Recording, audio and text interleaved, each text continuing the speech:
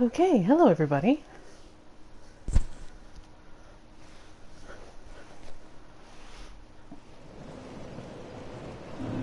Yesterday, we attempted to fight a big fake dragon, and got squished. But then we fought a big fake king, and, we won there, eventually. Toby! Hey, what's going on? Nice to see you, just recapping what we were doing. So now the king in the memory has empowered the crowns, which should prevent me from hollowing now as I die. We also have the king's crown itself, which increases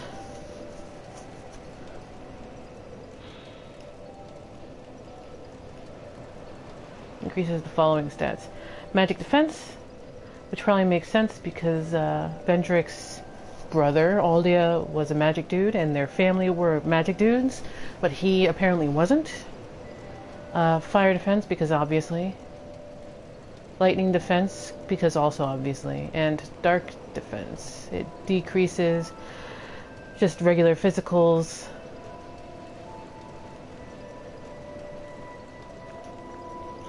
It does also increase intelligence by 3 and faith by not a small amount, 7? By like 3.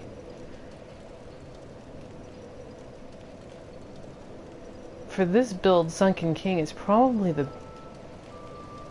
the best all-around one.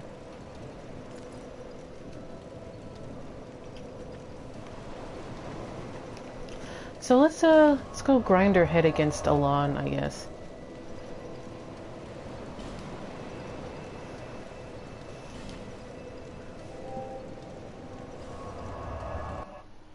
Now that I don't have to worry about effigies. Which is weird that I only have like 4 in reserve, because I'm pretty sure I had a hell of a lot more on my other playthroughs at this point.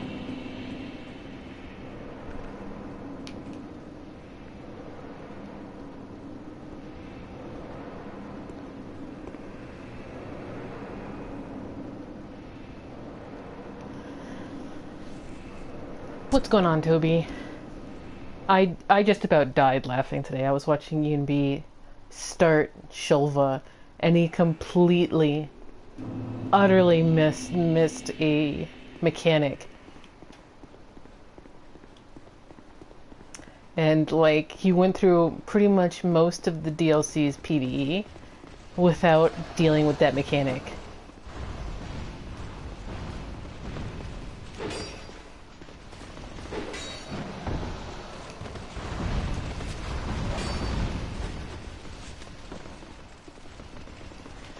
And that mechanic being the glowing pillars. Which is funny, because, like, he's the guy who taught me, if FromSoft has something lit up, they want you to pay attention to it.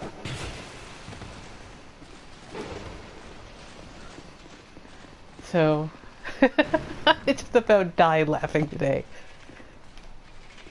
And his mods were working very, very hard to keep people from spoiling or like saying anything in the chat. I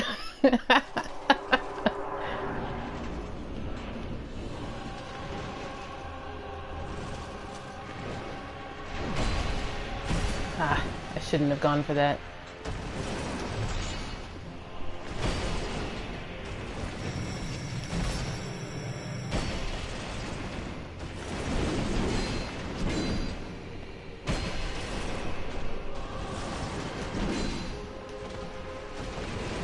Popping.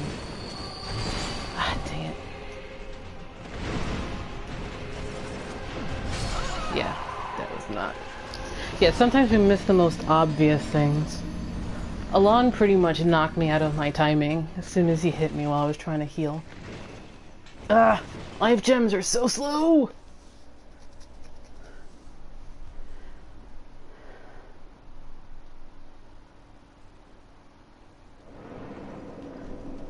But yeah, as you can see, no hollowing. Let's go!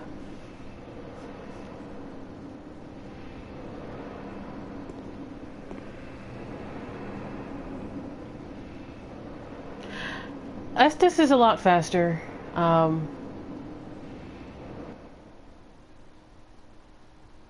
I consider using like a life gem sort of like hitting something. So for Alonne, you dodge and then you either have the choice of one. Hit him once, or try and heal. You don't have any time for any second action.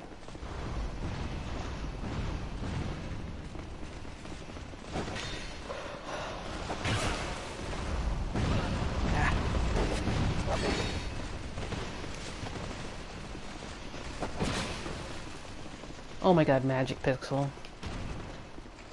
Magic Pixel.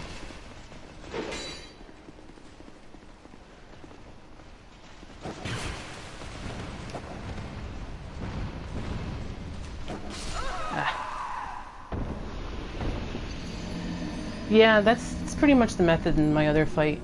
My Claymore does pretty much similar damage to my Crystal Magic Weapons Rapier.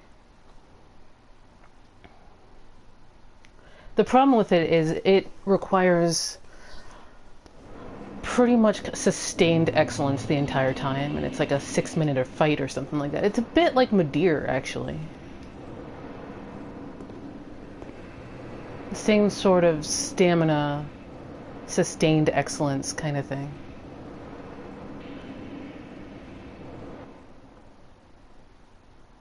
I guess that's sort of the point with Alonne. Although I think maybe my Claymore guy killed him a lot faster. I'd have to look. It feels like it, but feelings are probably not always correct.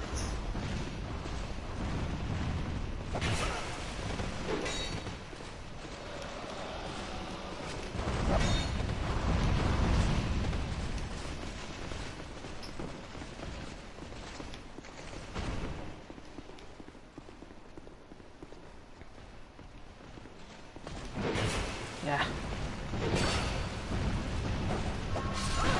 I got it back, but I didn't. That jump messed me up with the jukes. The jukes. It's somewhat interesting that they put Alonne through a gauntlet, much the same way as Dark Lurker. Wonder what they're trying to say. Say there.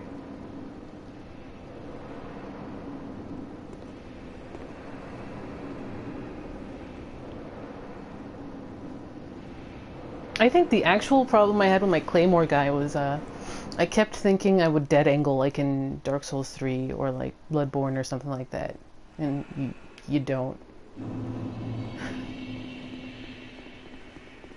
So I think I had some crazy whiffs because the character doesn't turn around.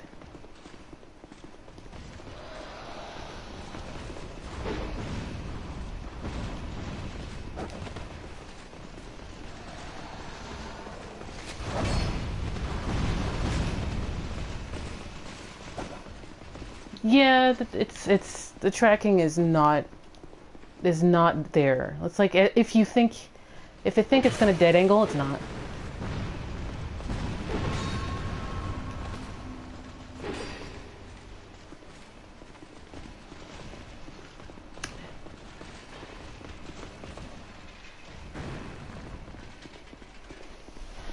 You can probably pull out that YouTube video too, since I mark winning fights.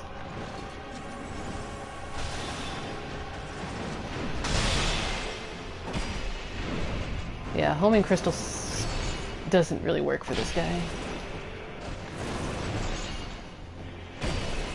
because he will.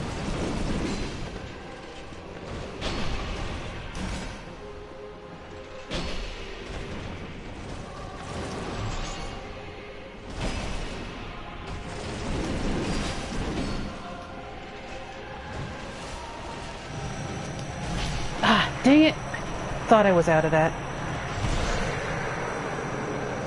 Now he's in Artorias mode.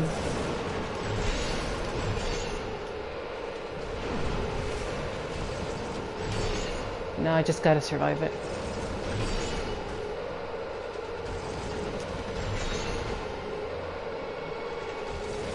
Yeah, he does, he heal punishes. He's a bit like, Veldstad. But I'm way better at fighting Veldstad. Ah, dang it.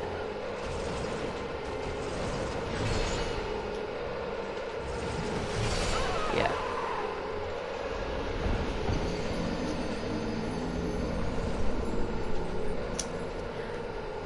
Yeah, Sir Alonne requires perfection. Some people will say that's kind of the point of Sir Alonne. He required perfection. And that's kind of his personality. His moveset isn't actually that difficult. It's just punishing. Yeah.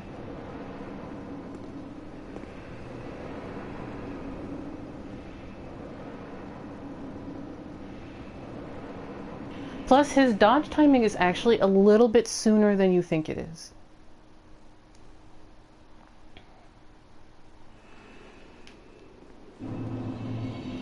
Okay, so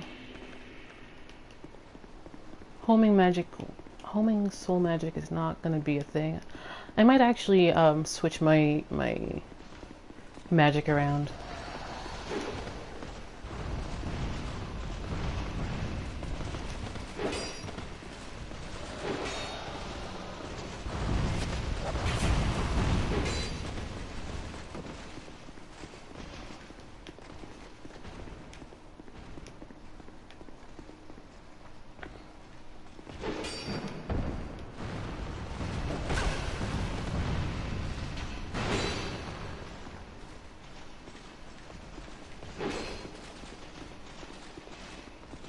And the dodging isn't as bad as it feels.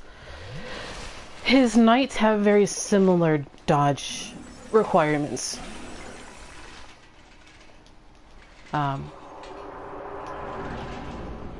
But he's got a washing pole, and washing poles are very big knives.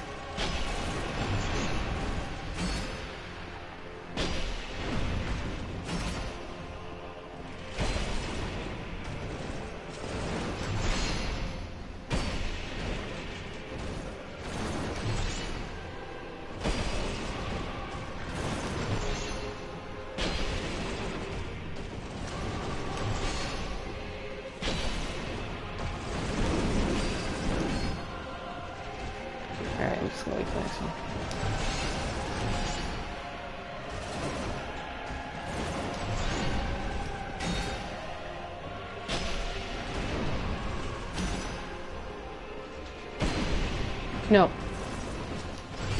Ah, that was early.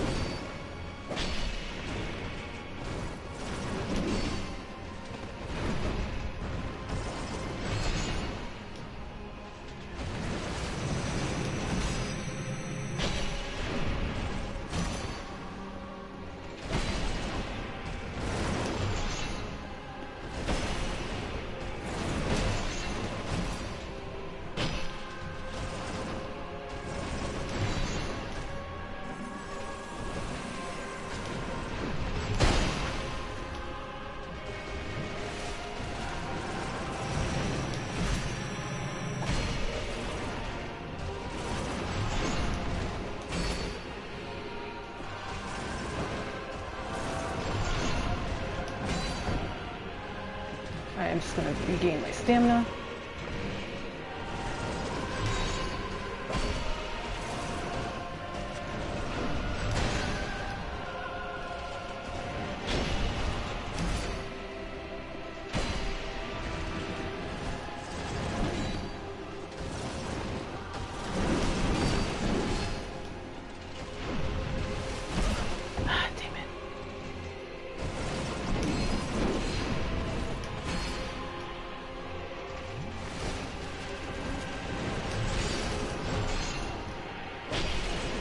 No, you're not imagining it. He does get more moves as his health dies.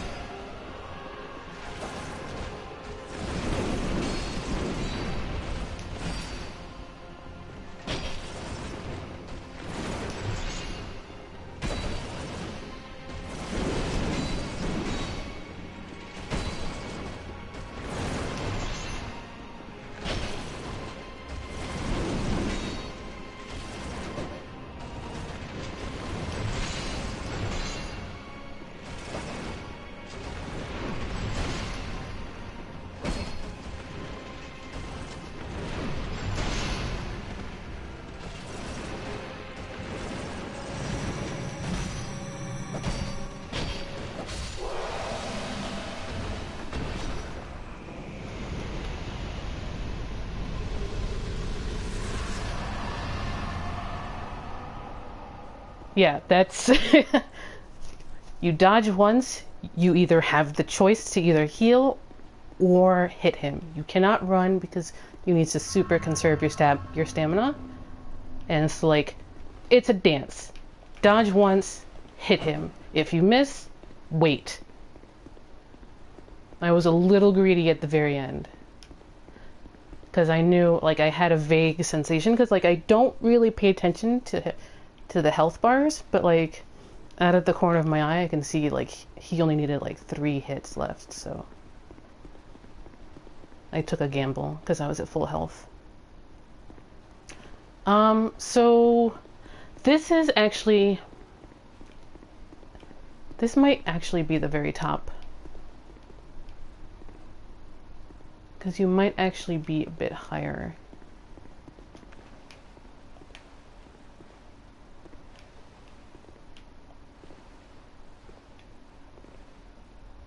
And this looks to be the skybox for Iron Keep.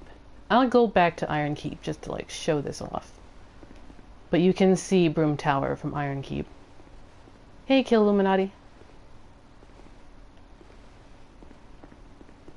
So yeah, when you're fighting Alonne, you have to wait for him to do a move. And then you just dodge, wait, hit.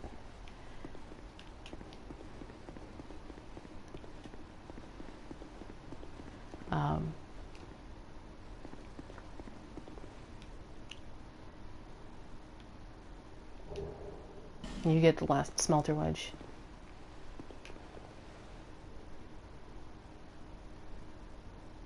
And then this is maybe the last throne.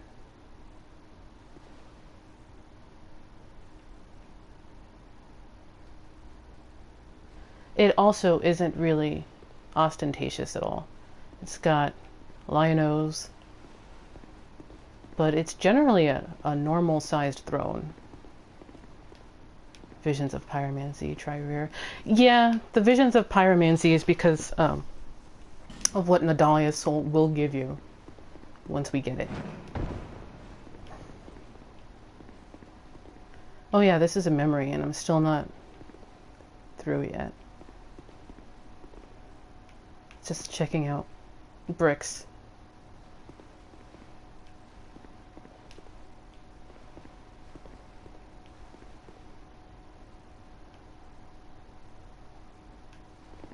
Alright, I'm gonna feather out because there is no reason to go through that hall.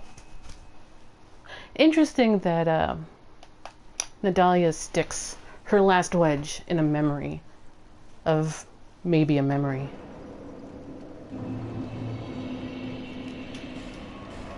Let's go back to Majula and spend these souls.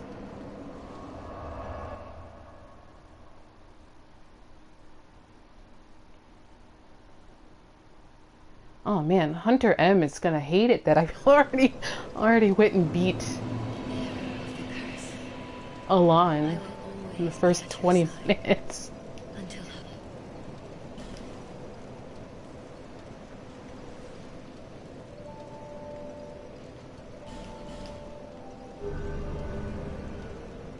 Yeah, he missed it again.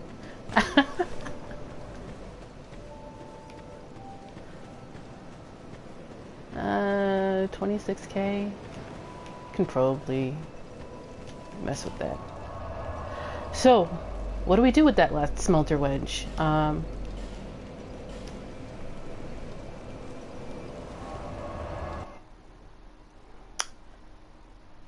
This is where I secretly, or not so secretly, curse myself that I didn't kill all those Prowlers.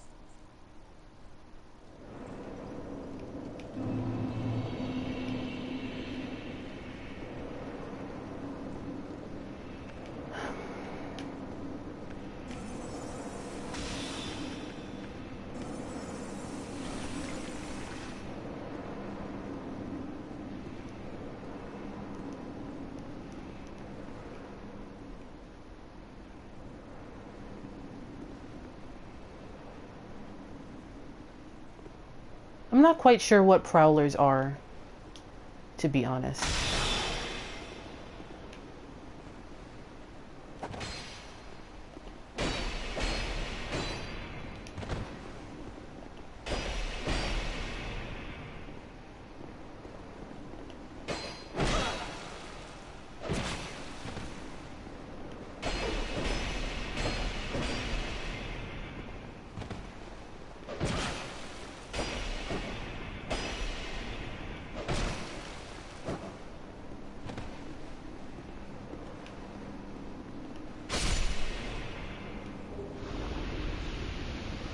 Yeah, they're the Mad Warriors.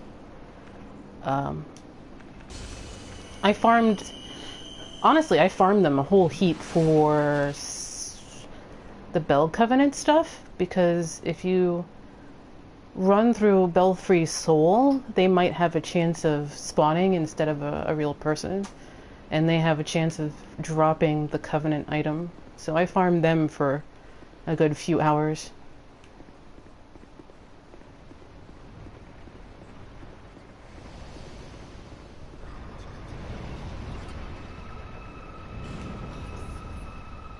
This is the last Nadalia idol.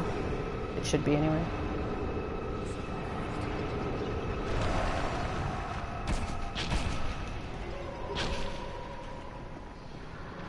There's the rest of them. And there, just procced. That was the last one. Nadalia is no more. True Soul of Nadalia acquired. So yeah, once you have all 12 fragments, you have her full soul. So let's peace out of here and get somewhere nice and quiet so we can read that. But yeah, the Prowlers are supposed to be the Mad Warriors, or, well, yeah. They kind of look like Predator from the movie Predator.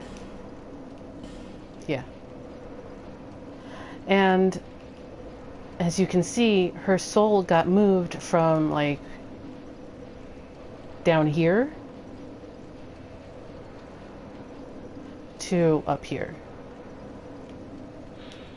Soul of Nadalia, bride of Ash, who renounced her flesh and wandered Brume Tower. In the act of dancing, the bride of Ash was transfigured as smoke, enticing people to her residence. And so her seat of power came to be known as Brume Tower. The wondrous soul of this augur of solitude can be used to acquire numerous souls or to create something of great worth.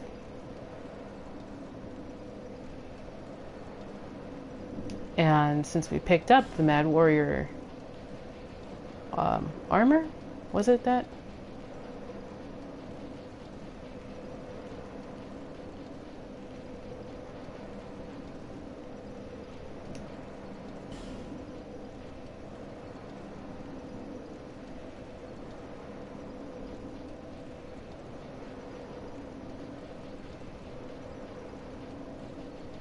What did I pick up?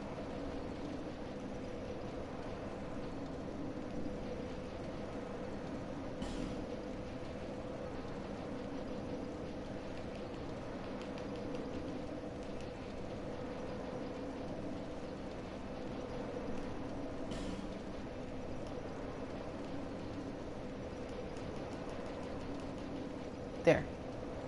Yeah, leggings. Leggings from an unknown foreign land. King Vendrick called upon powers from beyond his borders in an attempt to stave off the curse. Perhaps they belonged to one of his guests. So, yeah. Some dude from another place came over. It's basically a sellsword. But it's like foreign land armor. Let's put it on, see what it looks like.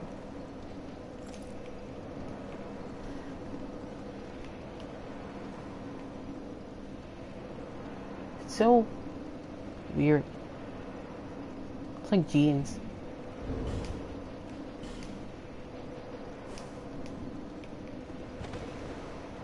Alright, yeah,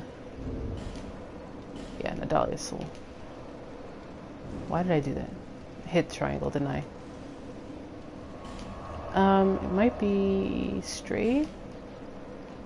Just guessing here. I don't remember off the top of my head.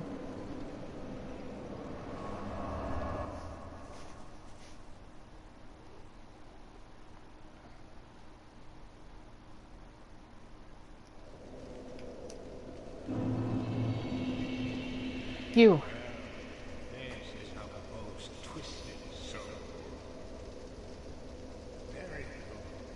Very good indeed.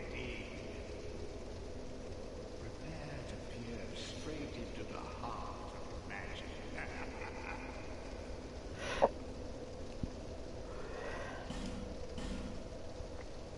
It's a...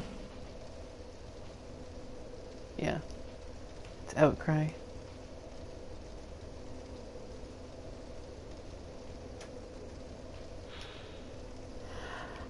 A pyromancy of Nadalia, Bride of Ash, spouts multiple dark flames. The same sort of thing that she was doing if you got too close, that I kind of ignored and just kind of stepped around. This child of dark, bearing inconceivable strength, found herself in a kingless land devoid of souls, and in journeying there, has all but condemned herself to a fate most wretched.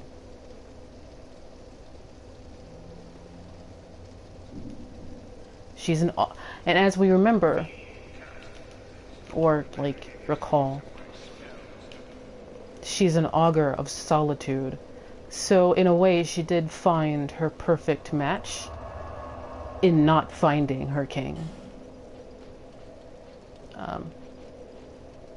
By the way, I just wanted to run over here and show it.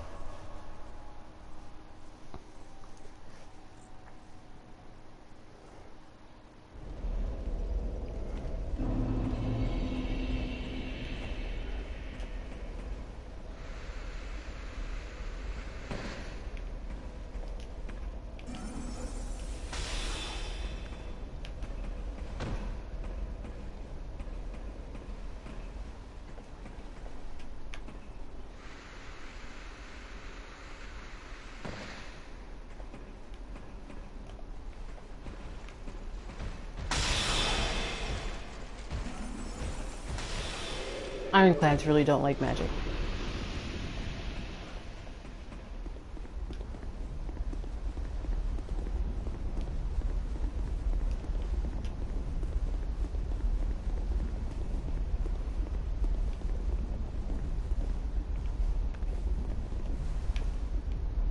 I present to you Brume Tower.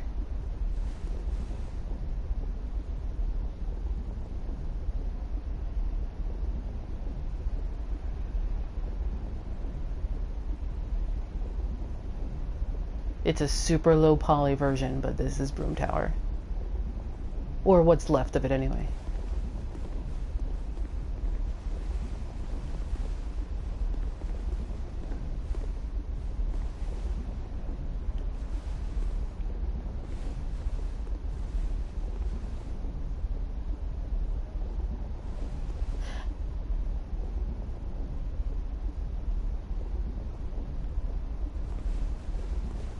This actually might be a very early version of Brume Tower that they stuck in here, because they probably have a story bible of how it's going to play out, and they probably had the DLCs already in planning by the time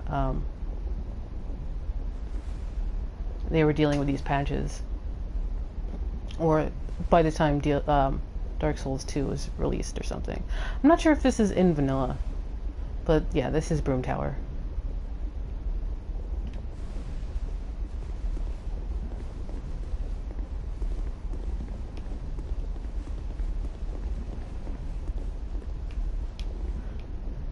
The only place where the skyboxes kind of match is Sir Alonne's hangout, which should be at the very top, maybe over there. And at the very bottom should be where Fume Night is, and then you kind of start kind of in the middle.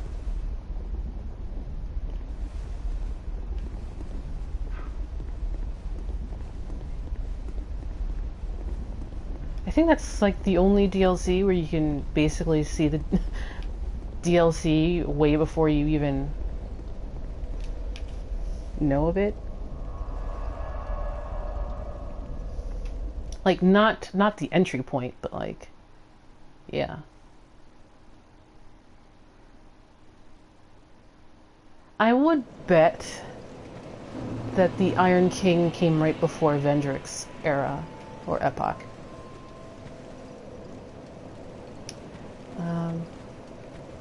Oh right, does Ornifex have anything? Ornifex should have like a whole slate of new stuff now that we're pretty much done with all the required bosses of the DLCs. So let's go say hi to Ornifex, see what's new, and then decide what we're gonna do now. I've got 3 optional bosses. And the thing about these optional bosses is they are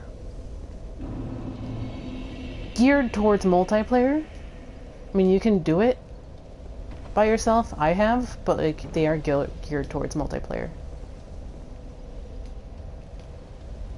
And the final 3 bosses. Mount Justice. Your tunes are my sweet, sweet voice that I hate listening to.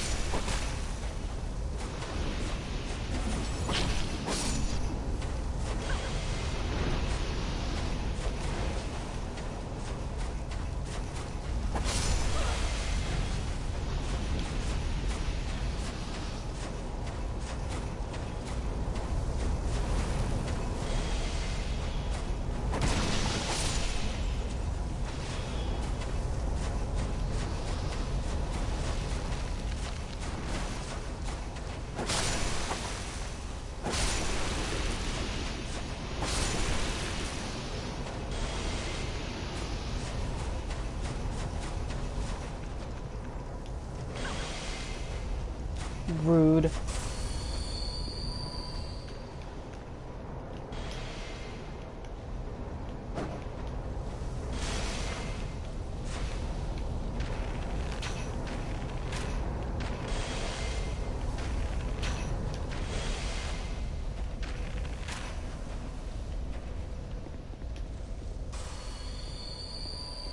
Your sweet dark synth jams was me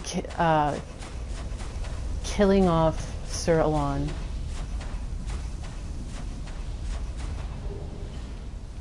It's no longer poisonous. You have to just reapply poison. The bar resets at 0.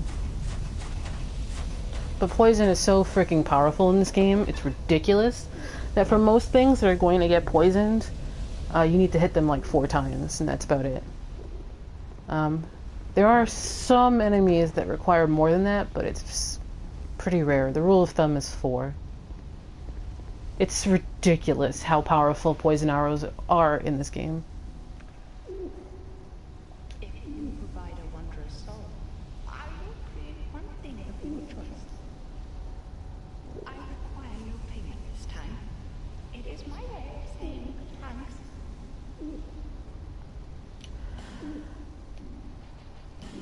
Alright. So we have a whole bunch of things now. Again, if you are looking to get the most expensive item for free, it would be this one right here, the Wrathful Axe.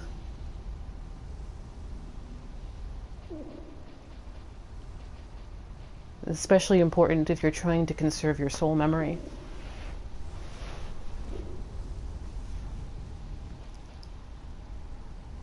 Alright. Sell boss weapons.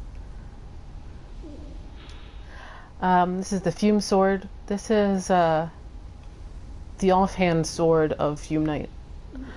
Straight sword forged from the soul of the Fume Knight and imbued with the dark of Nadalia. The exile swordsman Reim had the ability to expunge the black fog, but chose instead to live alongside it, in the company of the child of dark that haunts his sword.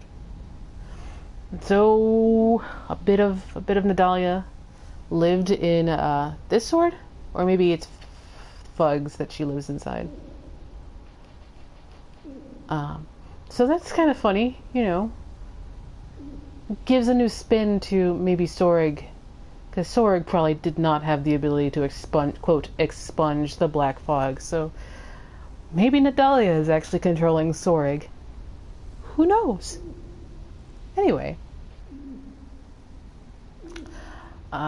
This is Fabian. We've already read that. Thorned Greatsword. Not getting the WifeSword.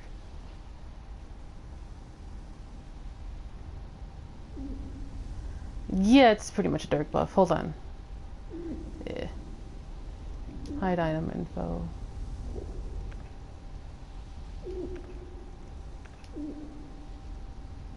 It's a slash and thrusting weapon.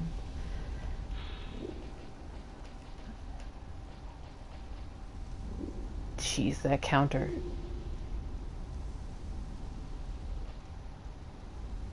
It does have bleeding as an ox. It does poise damage. Interesting. Which is probably why you need to be completely on your game the whole time while fighting Alonne.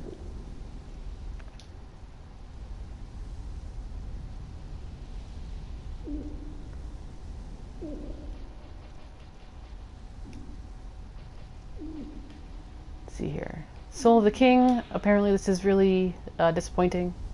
Never really played with it. Great Sword of Vendrick, King of Drain Lake. The strength of this sword is relative to the number of souls possessed by its wielder. One fragment of dark, having taken human shape, became obsessed with the king's soul. Impelled by its own cravings, it sought souls and strove to make the strength of the giants its own. Read that. Yeah. I don't know for a fact because I've never used it, but if you've used it, drop a line.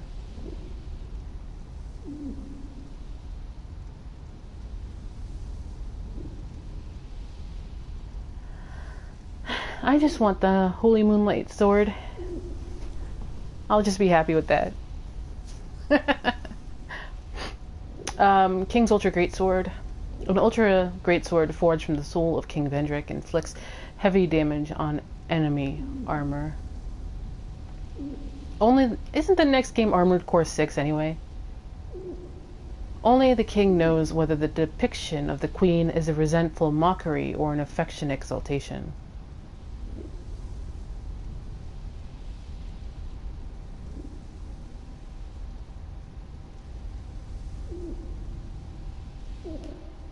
Also, Hunter, let me know which sword it actually is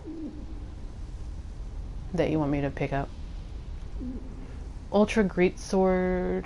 Yeah, this is the original Fugs, which is super interesting to read because of how it changes into Dark Souls 3. The Exile Swordsman Rain had the ability to expunge the Black Fog. Same thing from his straight sword, but King's Ultra Great. Alright, fine. Wait, yes. Thanks. This is, so now you can see how much she charges for it all. It's like, super expensive. You have to really want it. This is the Ivory King's Ultra-Greatsword. Actually, I saw it today. There was an invader in Ian B's stream called Batman. Really great cosplay, but he invaded like 4 times. And one of the times he was using, I think, this sword. Alright, Bewitched Alonne Sword. Katana forged from the soul of Sir Alonne. The captivating, undulating design serves to enhance this weapon's mystical allure. Is that a joke? FromSoft, is that a joke? Alonne came from the east and soon became the Iron King's most trusted knight. And when he departed, the old king bequeathed Sir Alonne's name to his iron warriors. Basically, Alonne was this game's Artorias. He even does the same sort of buffing that Artorias does. Except he needs to do a command grab to steal from your power to empower himself. Hey Loki! Hi! What sword do you like? Who do you think would win in a fight, Alonne or Fume Knight? Fume Knight? You think Fume Knight?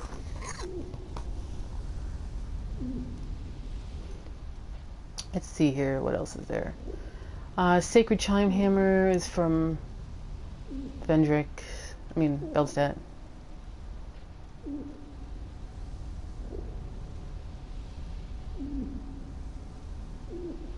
Like, they're not the same person, but they play exactly the same role. And, like, I'm not saying they're the same person, but there are roles that get played because history repeats itself. And that's one of the big themes in Dark Souls, like the whole franchise, is that history just keeps repeating itself with new names and new people in the same roles. And Alonne is basically in the role of Artorias. Oh, the Spitfire Spear. A spear said to have been forged in Aldea. Contains the power of a great flame, which is unleashed in a strong attack. Profane flame? The mysterious Lord Aldea secluded himself inside a manor to conduct various experiments. Those invited to the manor disappeared, replaced over time with malformed beasts that roamed its halls, implying that Aldea turned different knights into his beasts. And one of those beasts was probably Aslateel, who only exists in Black Phantom. Moving on. Yorgh Spear, from the Soul of Sin, the Slumbering Dragon. After his defeat of the Sunken King, Sir Yorgh pierced Sin, the Slumbering Dragon, with a spear to claim its blood, because Sin wasn't sacred, his blood was, because dragons are life and you want to take that life into yourself to gain actual immortality. Well, at least that's what these guys thought.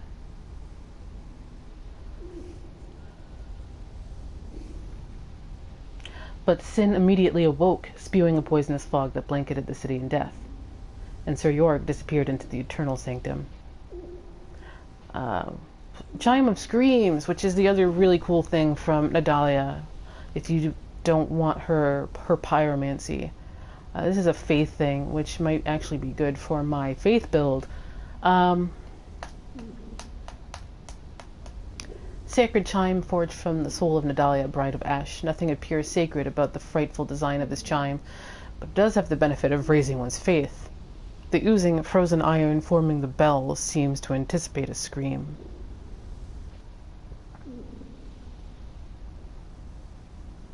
There's the King's Shield, One fragment of dark heaven taking human shape. We already read that, but this gets turned into conflating Nashandra with Vendrick in Dark Souls 3.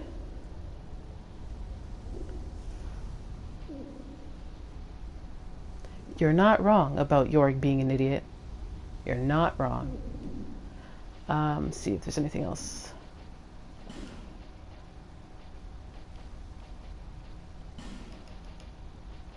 Murakumo is always a good weapon, especially for quality builds in this game.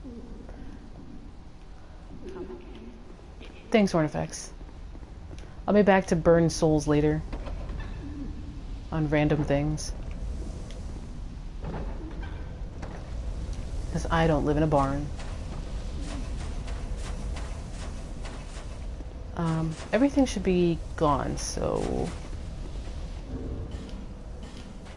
let's check out that WifeSword.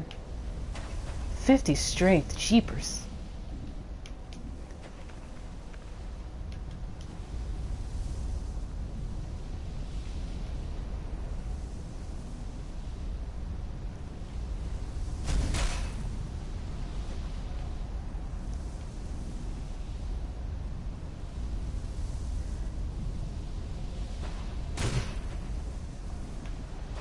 I just want to block with it, thank you.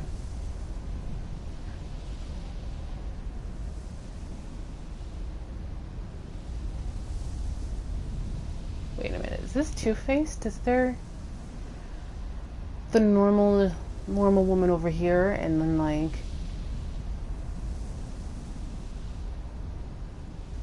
let me get closer to a wall so I can force the camera.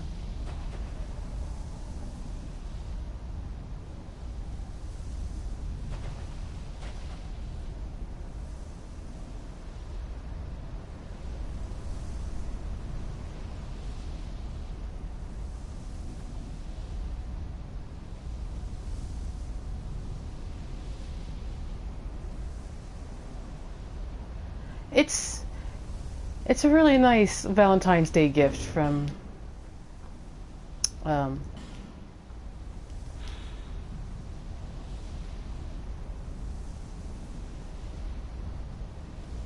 So what do you guys think? Resentful mockery or affectionate exaltation?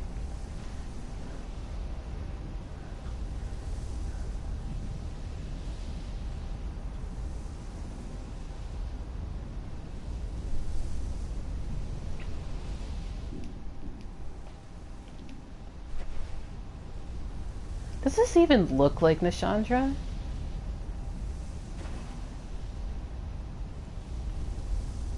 trying to get a good vantage point on it. Might need better lighting.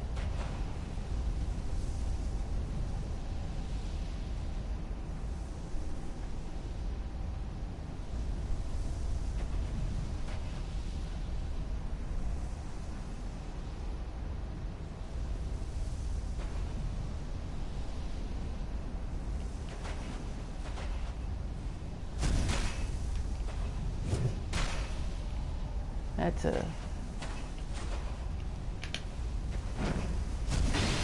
Jeez.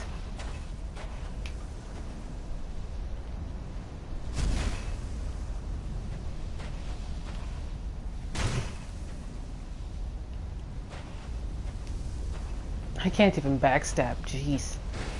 Oh, this is a slow roll. Backstep.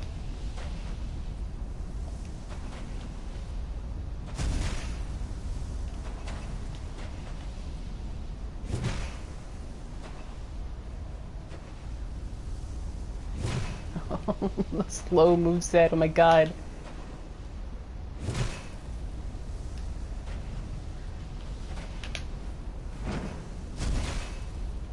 I'm really sad that this sword didn't make it into Dark Souls 3 because I would have actually used this sword. Side note, isn't that her crown at the bottom? Forming the guard? No, I have a strength build. My platinum build is a strength build. Is that her crown or is that a crown?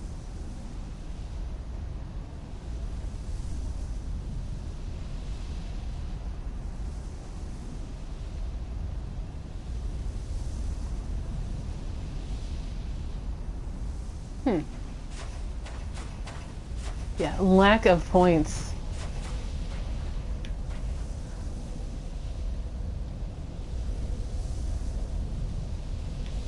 Side note, if you really want to know what my stats are, 6 whole strength with this crown on, by the way.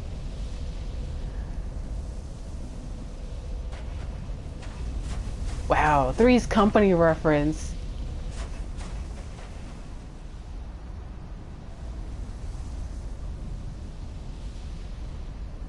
Yeah, because Nashandra, in her human form, looks pretty similar to Dusk. She looks very similar to Dusk in her human form.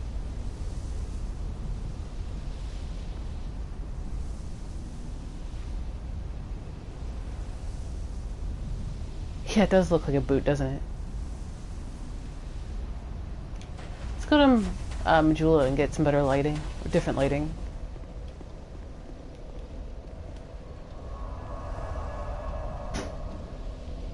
Yeah, if the sword is to be believed, then she looks ugly, but when you look at her, when you first meet her, she looks pretty much exactly like Dusk.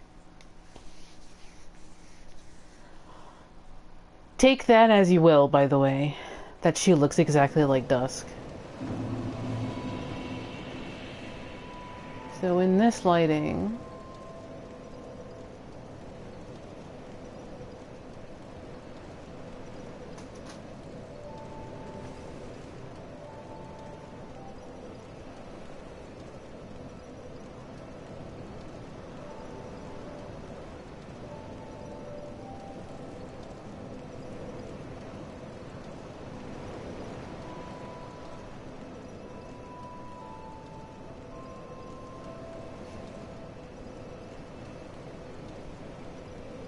What a bizarre looking sword.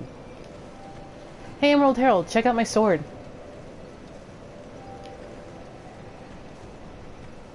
Ha! What is Suzanne Summers? Oh, this roll. Where is my dinky little rapier?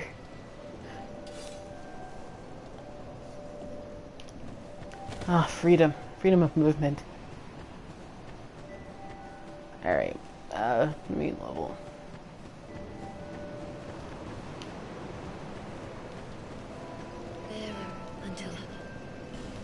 Everybody makes fun of her for saying bearer seek less, but she stops saying that as soon as you hit Shrine of Winter.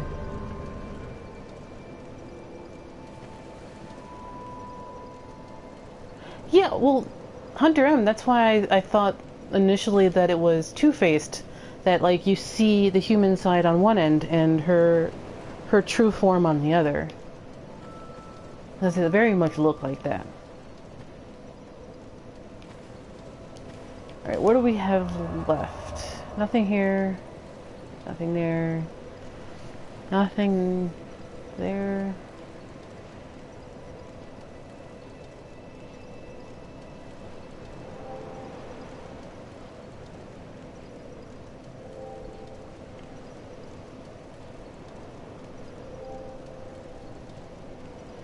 There's no boss here. I know I haven't run Belfry Sol, but there's no real point. At the end of the run, it's a pyromancy. Whoopity-doo. Ah, fine. I guess we'll just get the pyromancy just for the lore.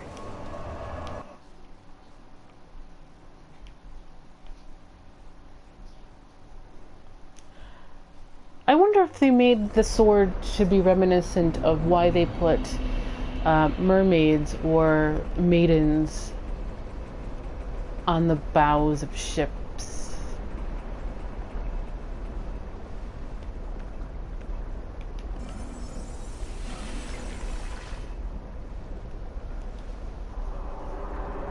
Instead of a boss, there's a bunch of NPCs.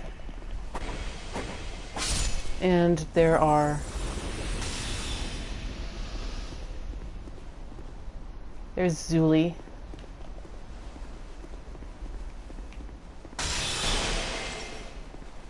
Who got freaking wrecked by homing Crystal Soul Math.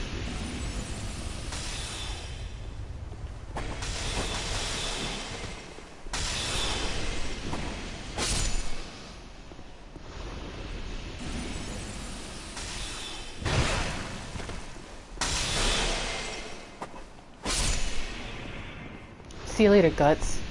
With a shield. If you're farming for Prowlers, for the Bell Covenant thing, if he spawns, he will spawn right here.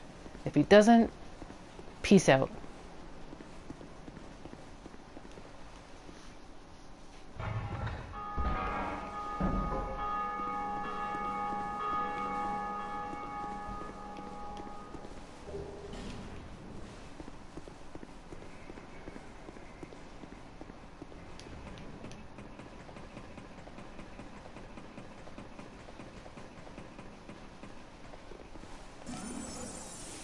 Here's a nerd with an Avalon.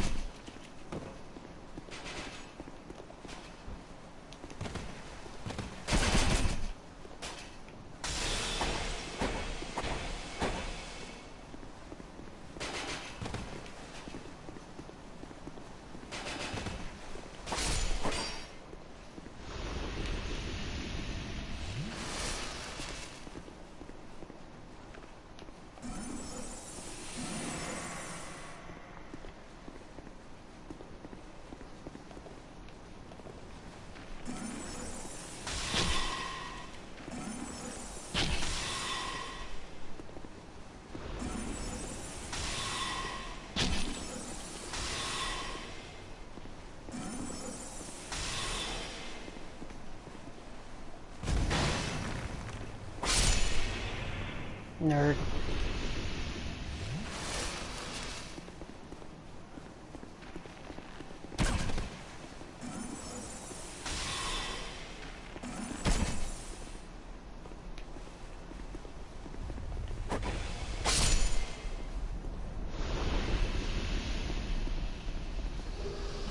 The way back up is up this way.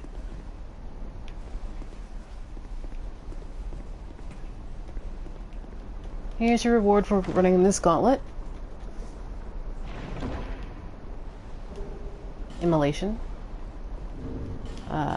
Which says...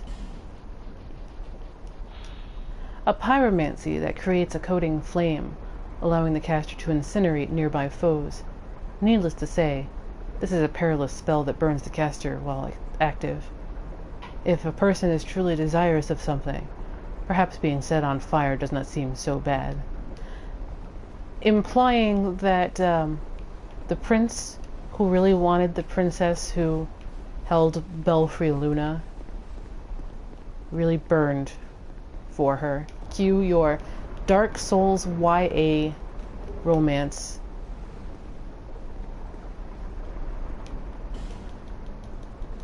No? Nothing?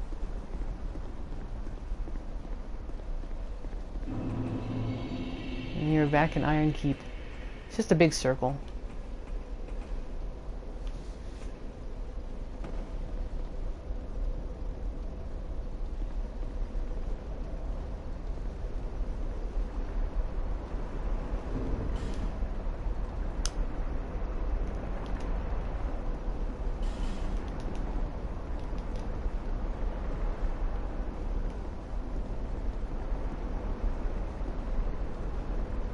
It's not like I can't go back again.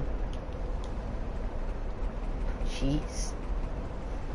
I was actually looking for an illusory wall too, and I totally missed it, I guess. Hey, guy.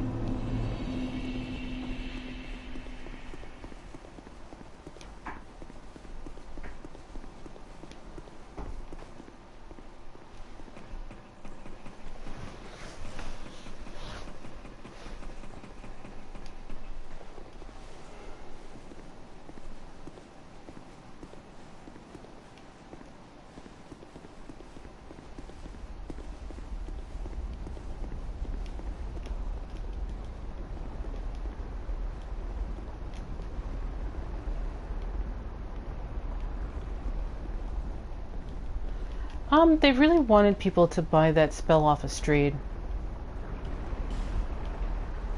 Unveil.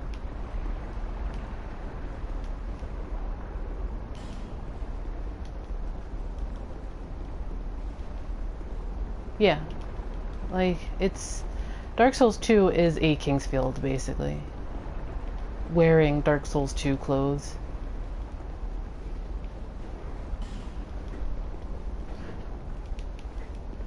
there's a lot more in common with Kingsfield than Dark Souls, as people know it, or people assume.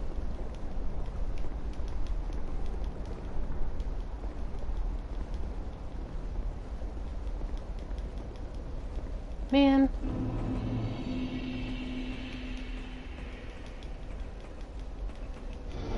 There.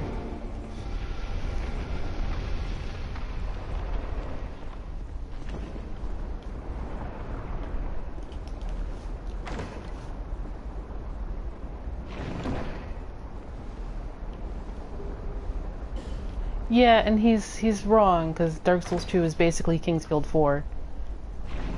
Even down to the holy water urns. Yeah. Alright, let's read those in a second. Let me just prove a point real quick. As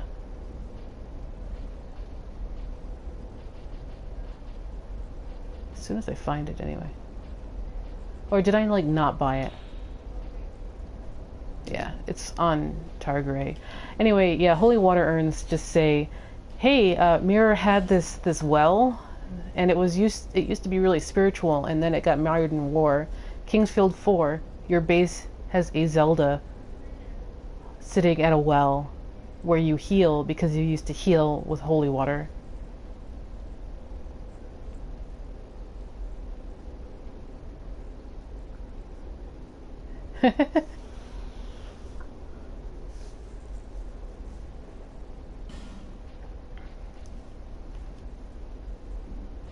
I don't know.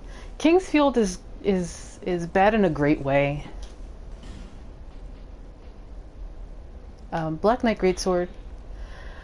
Greatsword wielded by knights who served a lord of light in a long forgotten age. Even after their flesh was charred by flame, they remained as strong as ever and stood watch, challenging visitors to their land, much like the charred Lois Knights. I've seen Eternal Ring. Kingsfield games are basically Dark Souls. Essentially. So are Shadow Tower. The Shadow Tower actually I think Shadow Tower started the messaging system, except all of the messages in Shadow Tower were developer messages. Allison at Allison by Proxy is doing a Shadow Tower Abyss playthrough on her YouTube channel. You should definitely check that out. Well, Toby, do you remember those PS1 games and those early PS2 games before everybody fixed tank controls? Dark Souls with tank controls. Dark Souls with tank controls, basically. You can stand a mediocre story, but I don't know, tank controls, I don't know if I can get back to tank controls.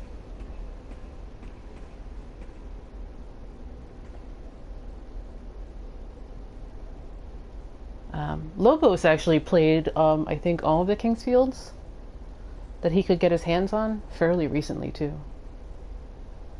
And he likes retro games, so he adapted to the tank controls pretty well. Although I think I like Kingsfield 4 story.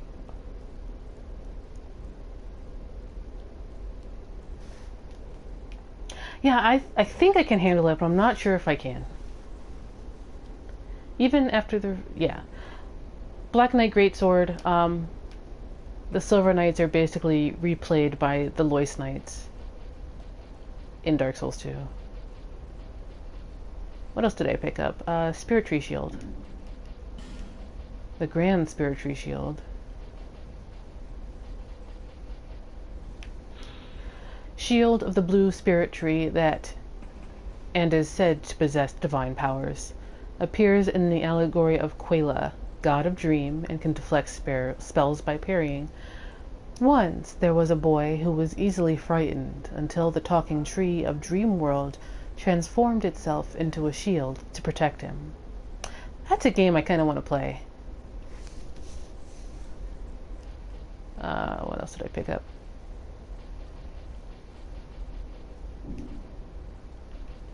Was it a...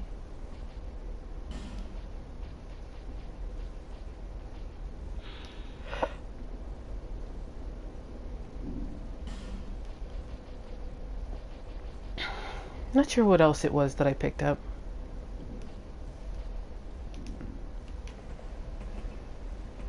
So far we picked up Spirit Tree, which is useful in Dark Souls 3, and a sword made to look like a woman.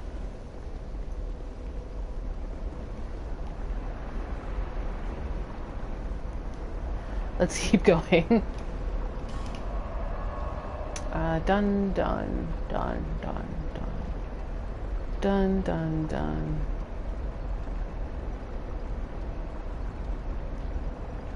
Done.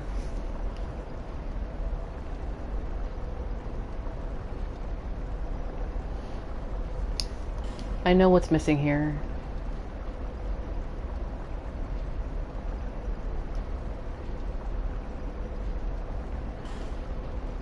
This is the only bonfire I do not know in the game.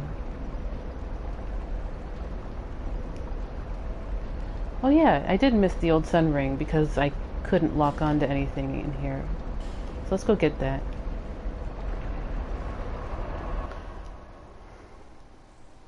Did I even speak to Vengarl in this playthrough?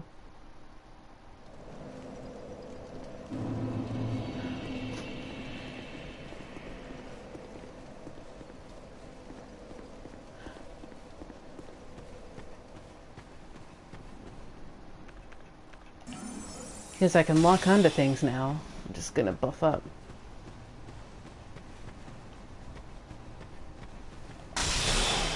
Yep.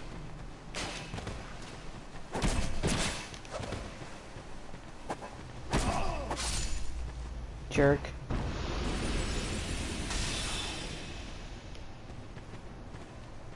Sweet, sweet revenge.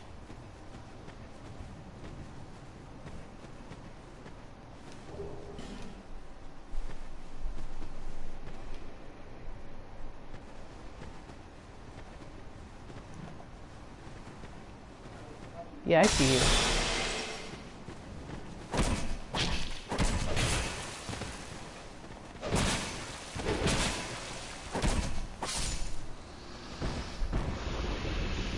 Yeah, that's what I was waiting for. That's why I skipped this. Because the Priestess Ring will work on these guys because the Shaded Woods used to be a Lois, maybe? That climate change.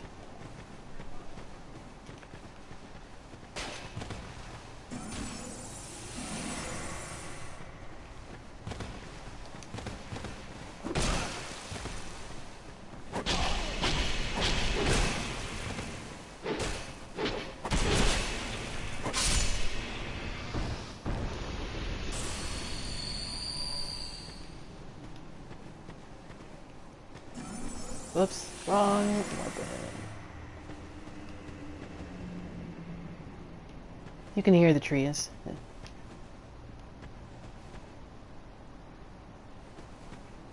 Maybe.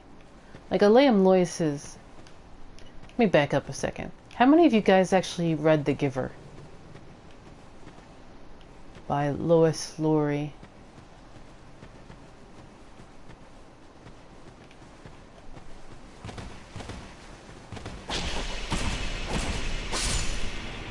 Jerk.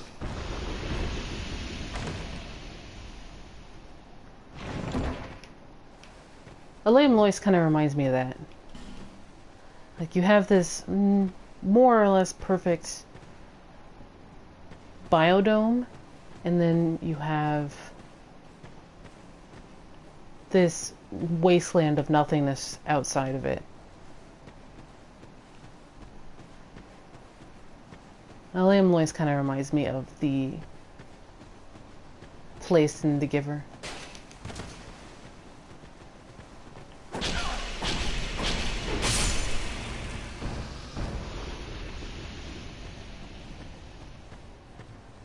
I'm going over to Vengarl because I'm not sure if I spoke to him this playthrough.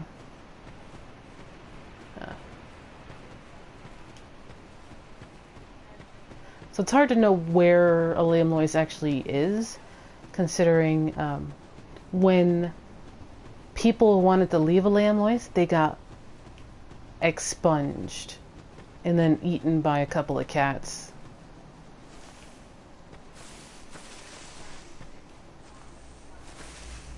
Alright. Let me make sure I've spoken to Vengirl. Leave me be. I like it quiet. Yeah, there's a knight at least. Ivory. I'm not sure if it was the Ivory King or if it was a knight of Alea Mois was formerly in Ferosa. What business have you? Ferosa got around. In any They case. call me Vengal. If I deserve a name in this sorry state. Yeah, I did not speak to Vengirl. Flap these guns. This is pleasant. Long ago, I was hired to defend the kingdom. I remember a long, brutal fight, and then somebody killed me. So I thought. I came to and found myself like this. I don't know what explains it, but it's not so bad, really. Now I watch the days go by, gaze at the night sky, thinking of the finer things, far removed from war. I'd grown weary of battle, but did not realize it until now. I know not what brings you on this journey, nor will I deign to ask. You may bear a great burden, don't we all? I prefer to stay my distance.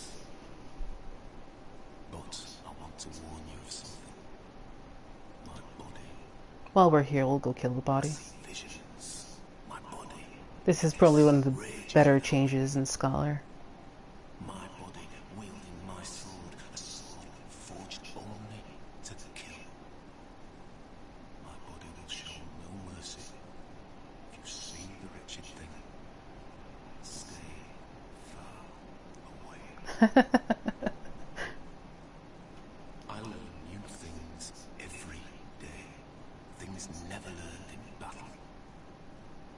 And thanks to you, I've recalled the joy of conversation. If I can help you, if you require something, do speak up. So a couple of things. One, Aldea makes mention of Vengirl. There's a line of dialogues being incredulously said. One man lost his own body, but lived on as a head. In regards to people seeing life and wanting it so bad that they stay alive somehow. And Vengirl is that guy. Apparently, when he got his head cut off, he realized that his entire life was wasted on just fighting, and he didn't stop and smell the roses, as it were. And so he clung to the resplendence and warmth of life so much he just lived on as a head.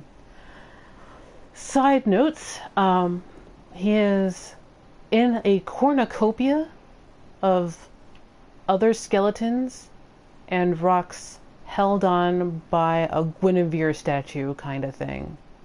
Or a goddess of bounty statue. There's a couple of flowers, but there's rocks, and he's got a friend. There's one skeleton or two. There's at least two skulls, maybe. Anyway, gesture. I cannot lie. Sometimes I wonder what's become of the kingdom. I was a hired hand, yes. But we soldiers stared death in the eye together. And for His Highness, I am afraid. But perhaps it's for the best. We knew not what we fought for. He didn't know what he was fighting for. You can actually make out his face if you look really closely. I was born in Ferosa, to land in the distant Because apparently Ferosa got around. When I was born, we were already mired in prolonged conflict with our neighbours. Eventually, our kingdom fell, our people scattered. I've been a sellsword ever since. All I ever you is war, and I can imagine no other way to live. And he didn't like it. Fool I was. I'm grateful for these peaceful days. But such contentment lies only in the here and now. Why must life be so confounding? Thank you for lending an ear to my ramblings. Here, take these.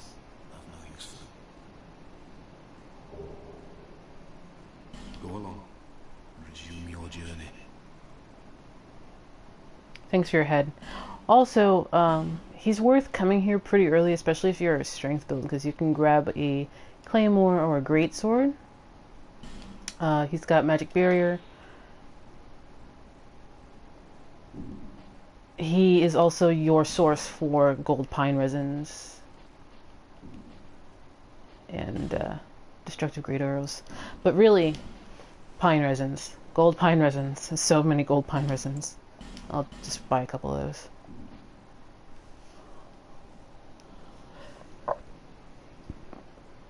Pine resin. I was really surprised in DS1 because like pine resin, like gold pine resins are so not ubiquitous in DS1. All right. Yeah, there should be a fire seed behind him. By the way, while we're talking about that, fire seeds are a tiny waning flame used to strengthen a pyromancy flame. A pyromancy flame serves as the catalyst for pyromancies and scales the strength of each spell according to its level. Fire is a common object of worship. It can never be grasped, and its mystery strokes the human imagination. And take a look right up there. That is actually a place we will be in very soon.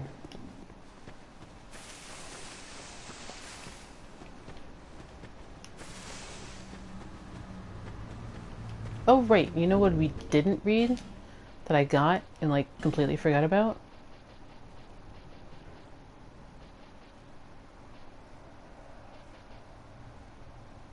This thing. Old Sun Ring, an odd stone ring containing a fiery heat, accumulates power as the user is harmed, then explodes, damaging surrounding enemies while leaving its wearer unscathed. Our deeds will come back to us in some form or another, both good and bad.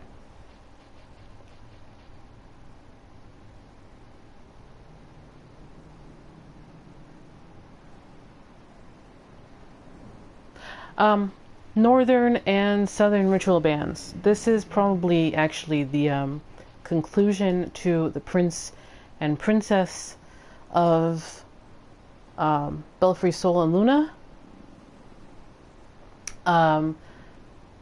Take a look at them. They look like wedding bands. Northern, Southern. Belfry Luna, Belfry Sol. You find the original Northern ritual band over at Belfry Luna.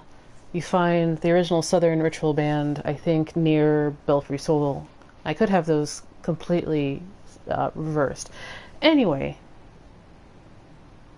this modest-looking ring contains very powerful magic.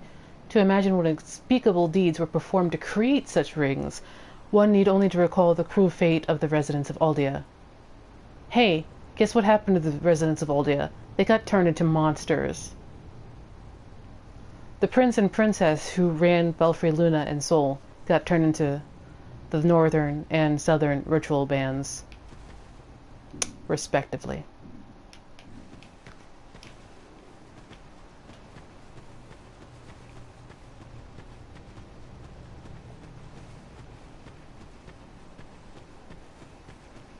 Yeah, the point is, those are made with that prince and princess in there.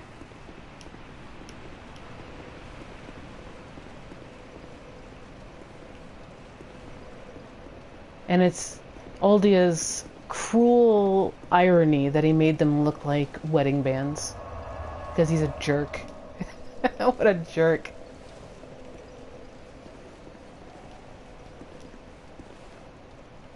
Is this one? Yeah, it's this one.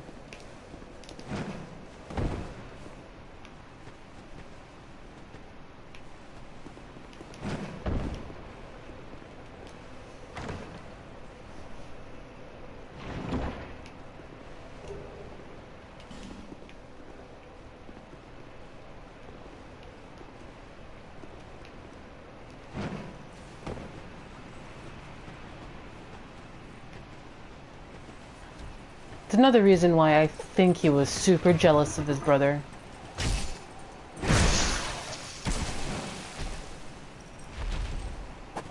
Nope. Lock on, please.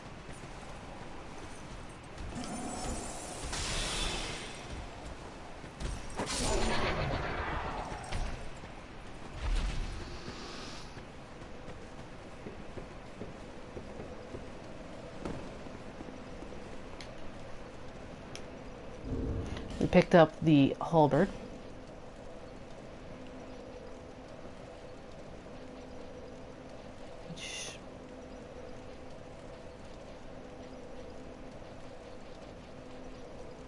So here's the BKH, even which is the same as the other one. Is the BKH good in DS2? I've heard conflicting reports.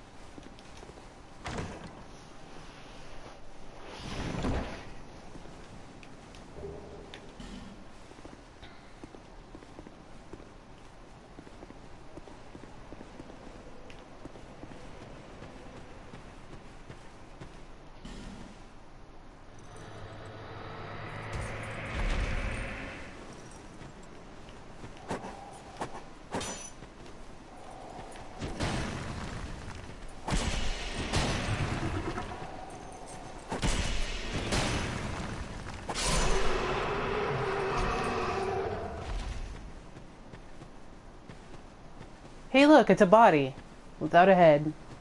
Who would have thought it?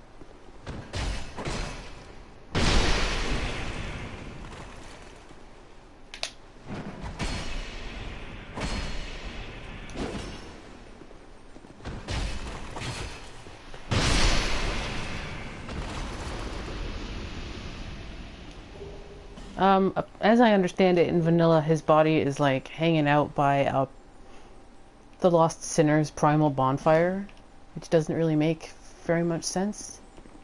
But this makes a hell of a lot of sense, because guess what? Wait, did I miss something?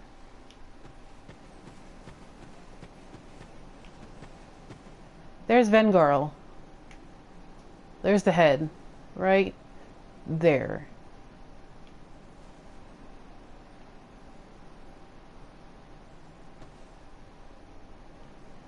It makes way more sense that Vengarl's body wouldn't be too far from his head.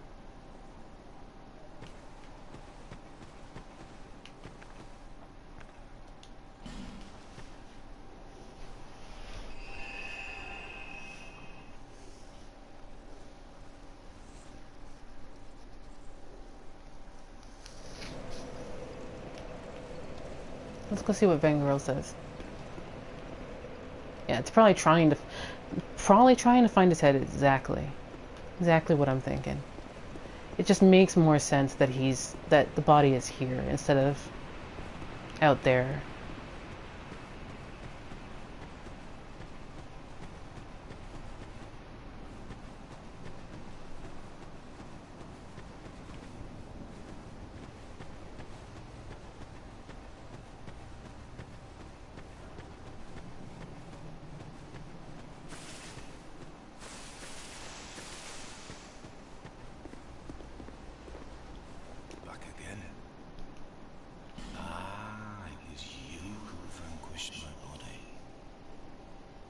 is my body, you see, and I can sense what happens to it. You know, it was right over there. Mourn for it.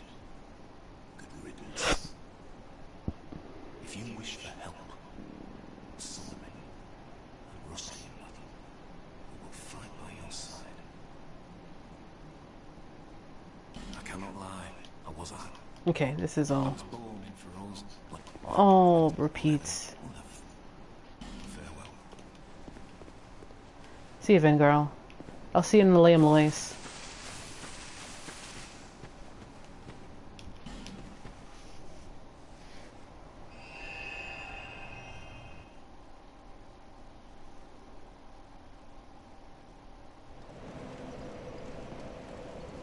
I actually, yeah.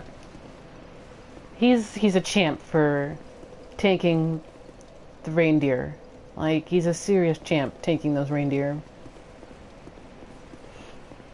I would Black Crystal him out, and I would just fight Led and Zalin by myself, but I don't know if I could make it without his help. Make it there. Oh yeah, I don't get cursed anymore. Screw it then. This is the repair sorcery. They moved it in Scholar to that chest.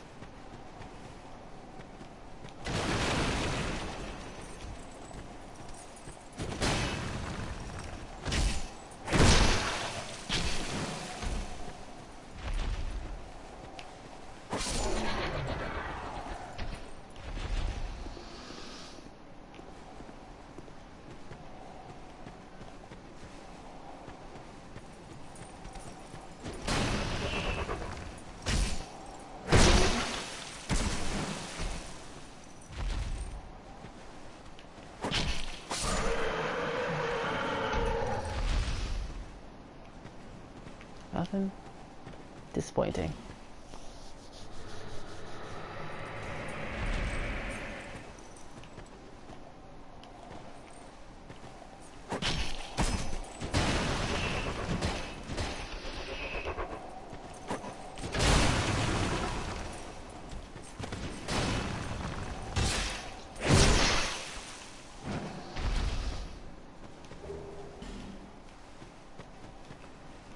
That is the Warlock mask.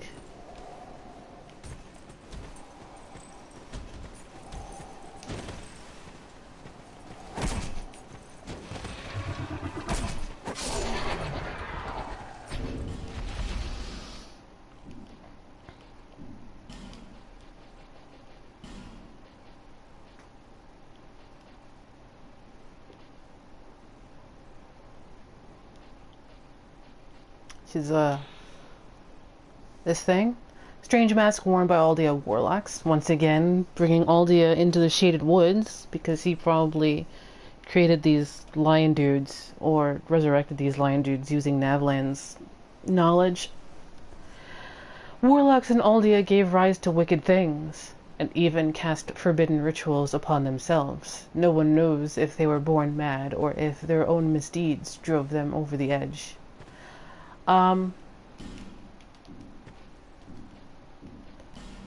Because I don't think they wanted to spoil it, this is also the mask of the Prowling Magus. So the Prowling Magus is actually a warlock of Aldia, an Aldia warlock.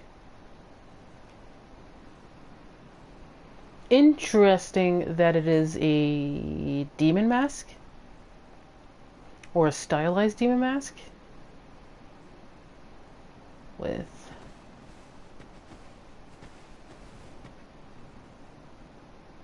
crystals in it.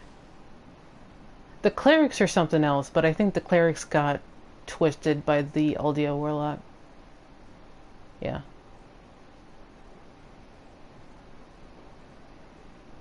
Yeah, definitely a Baphomet kind of thing.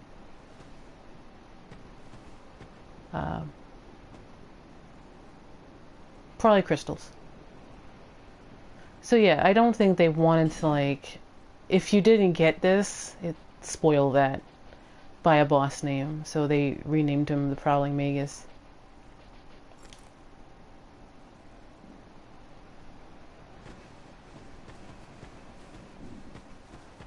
But yeah, Aldia's reach was everywhere. And the more you start seeing it, the more it's apparent. It does also look like a Grue. Kind of makes you wonder about the Grue, doesn't it? Are they like descendants of not real people, or people who got turned into monsters, or any number of those things? Why haven't you moved yet, You! Don't you see? That bastard. I'm gonna... For the good, I won't let it. For the good, I won't let it. Fine, whatever. Guess I just didn't come up there.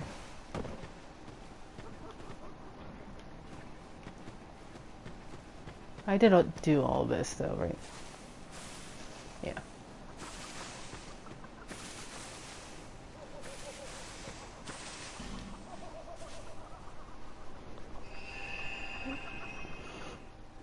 Aldia's influence is pretty much everywhere in Dark Souls 2. And there's a butterfly over there.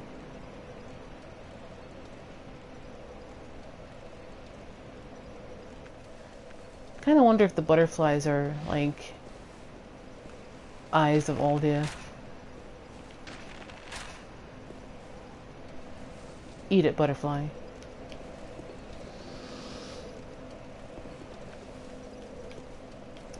Okay, where to next?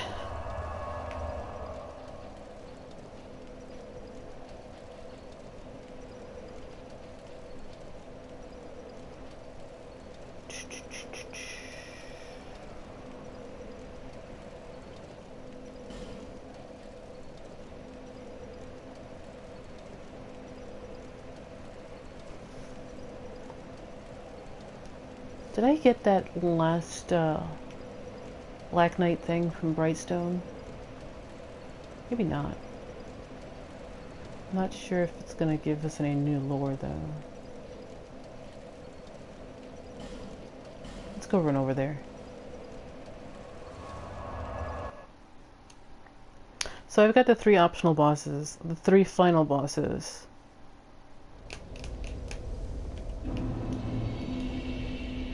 That might actually be it.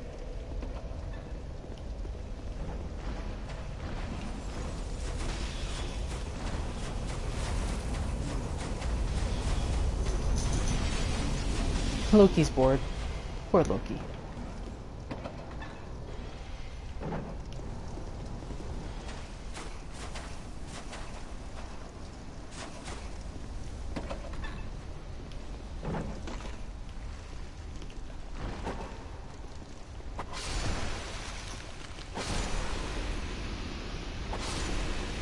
Did I complete What's Their Face's quests? Just gonna look around real quick. I forget exactly which way it is.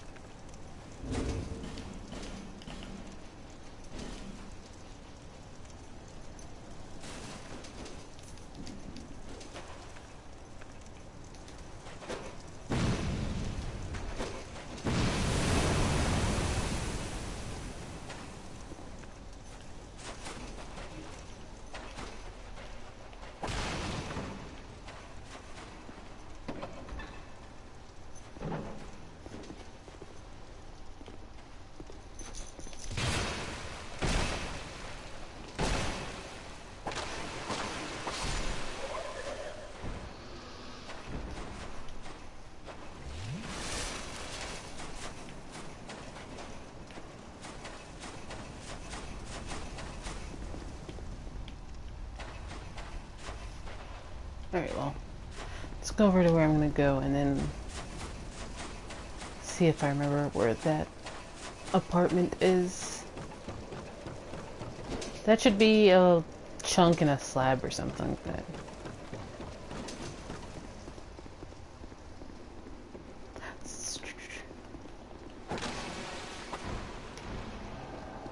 Oh great, a forlorn. Just what I always wanted.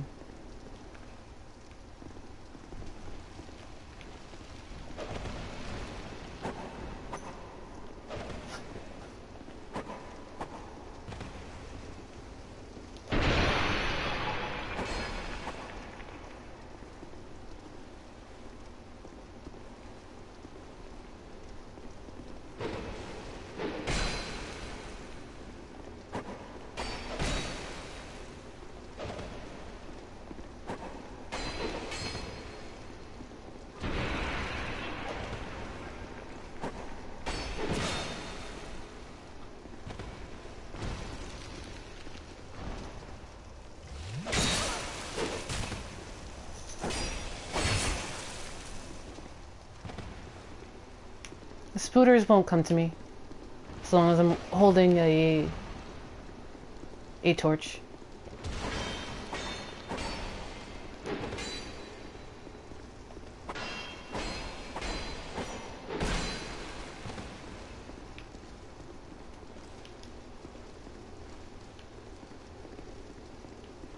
Spooters are scared of the fire.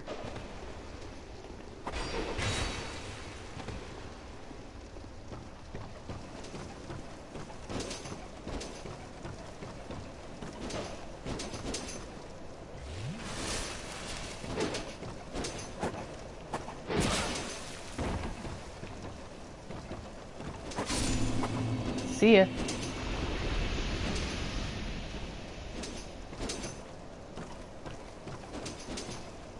Hey guys. Guess who's back?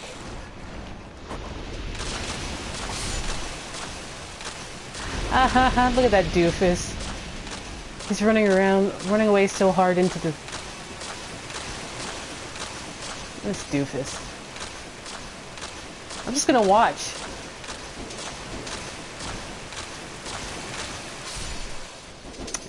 You dummy.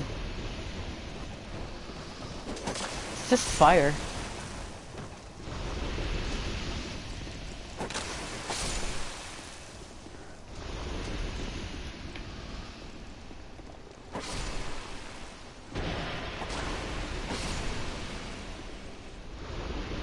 Apparently in vanilla they aren't scared of fire.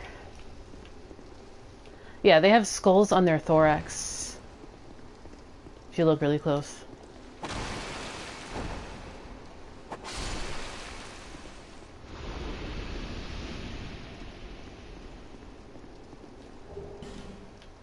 There's some gold pine resin.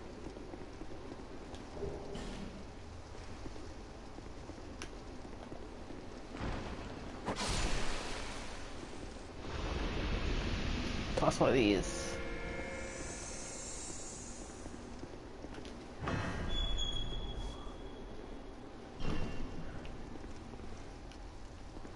This should warn you that there are more spiders. The Brightstone key you get from Lord Brightstone after you kill Freya.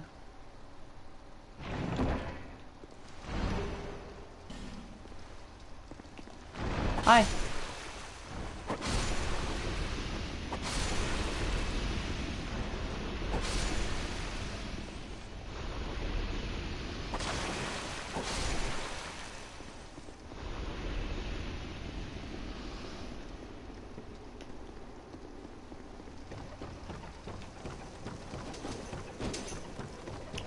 So what do we pick up? We picked up a Great Fireball, a Fire Seed, and a Black Knight weapon. The Exalted Flame, long pined after, even if it would scorch our very flesh.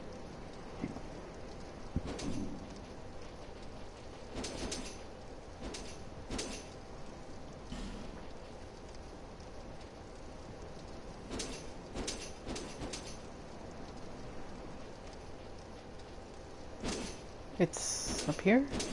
We already read that one.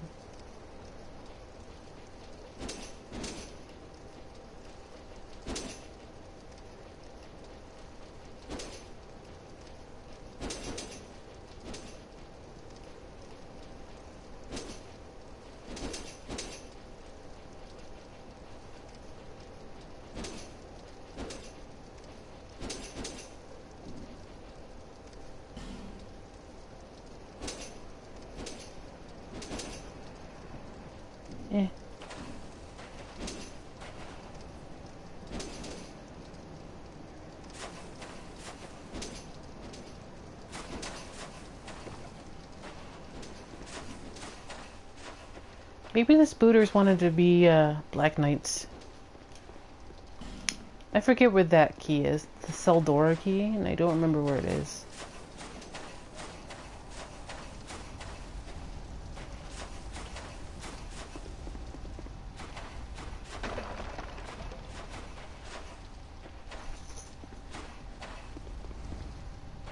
Alright, that's the way out.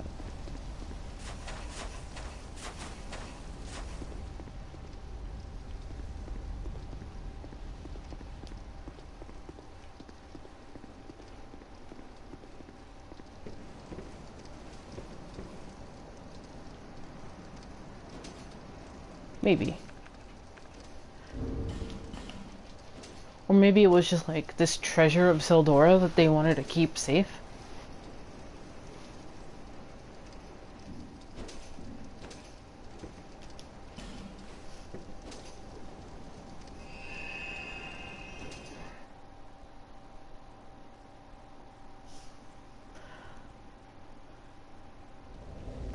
Probably. I know I'm missing a thing. Like, I've caught up with Pate and Creighton like twice each. Pretty sure I got them both.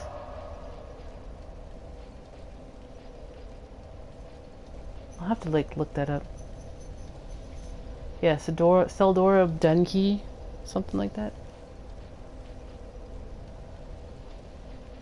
What else haven't I done?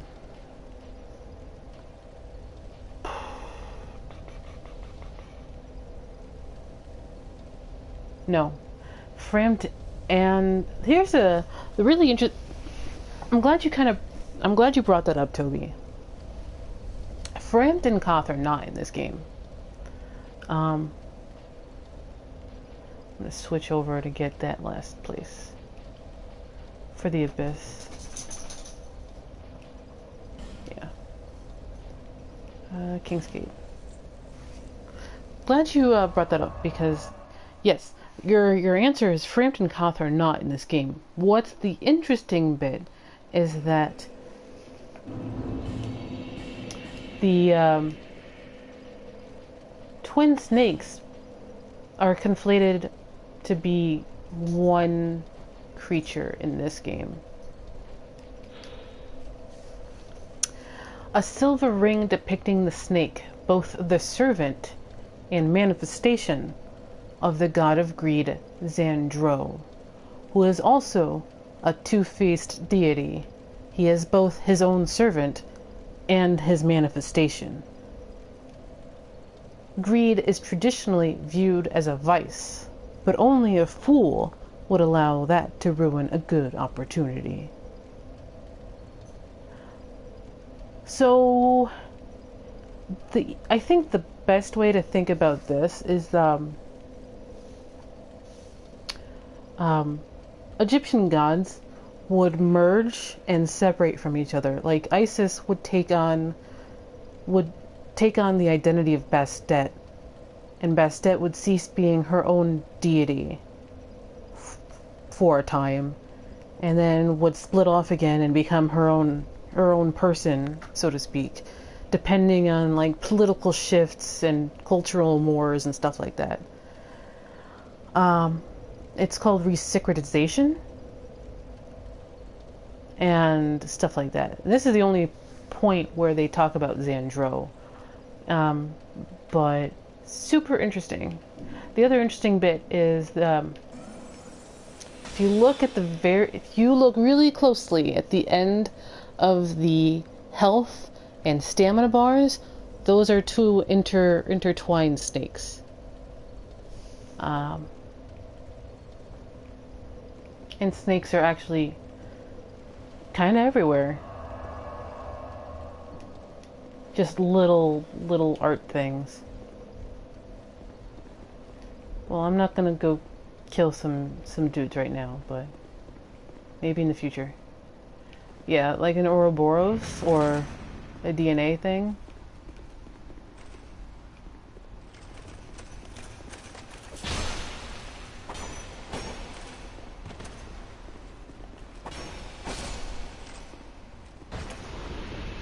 Oh, good.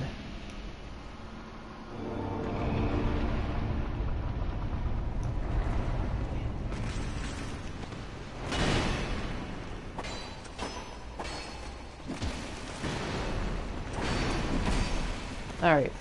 Fine.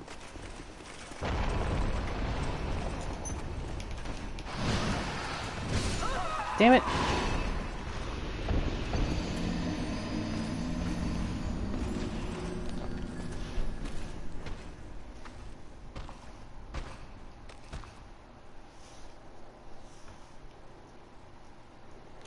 I like a lot of people. I like DS2. It has some annoyances. It does some things I don't really like. It does a lot of things I do like. But I feel like a lot of people didn't give it a fair shake.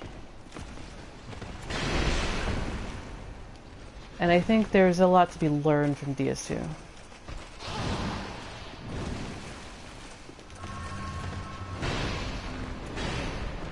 Nope, not this way.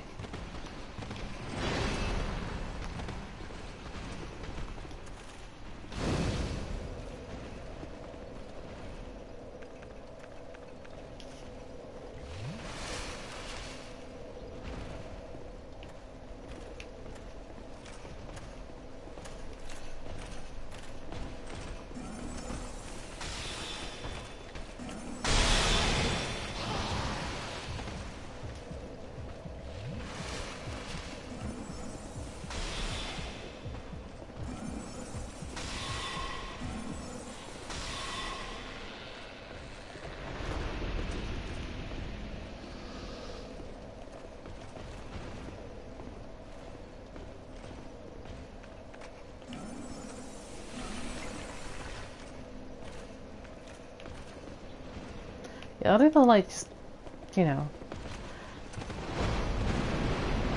I like saying my favorite Souls-like, or Souls game is Kingsfield 4. Although it might be funnier to say, The Adventures of Cookies and Cream.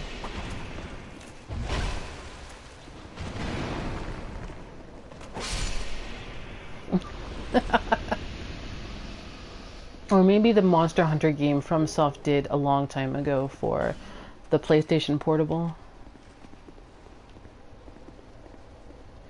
Which a friend of mine, when Demon Souls was new, used to describe Demon Souls to people. He's like, it's like Monster Hunter. So, Darth Grandhal, I've been dragging my feet to come over here. Hi. We meet again, young undead. You have the look of a true seeker. I am Darth Grandhal, seeker of dark, giver of dark.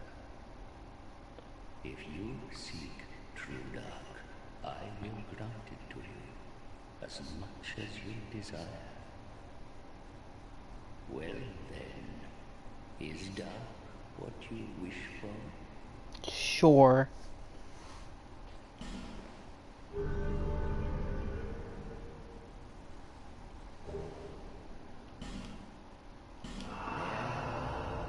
are now a pilgrim of dark. The dark chasm beckons you. Those drawn to the dark are destined to seek it. Thanks. I'm not doing it here.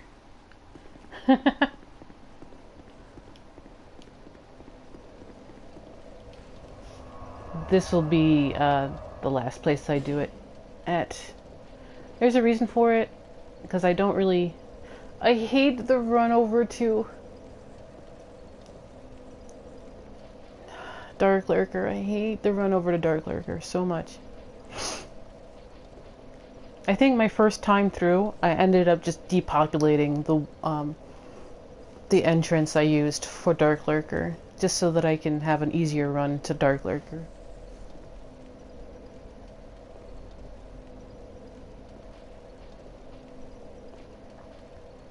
Alright, we're gonna do those entrances. Or at least one of them anyway. If I remember which way to go.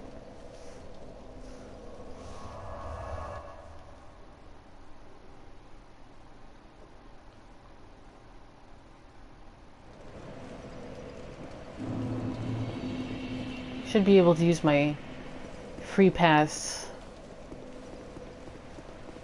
Shaded Woods one.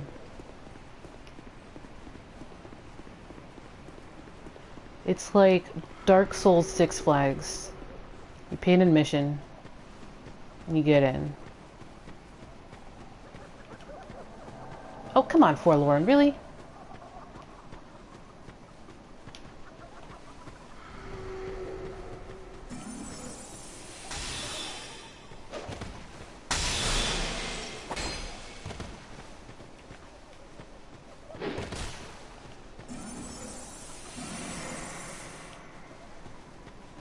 You know, you leave me alone for like hours and then you invade twice.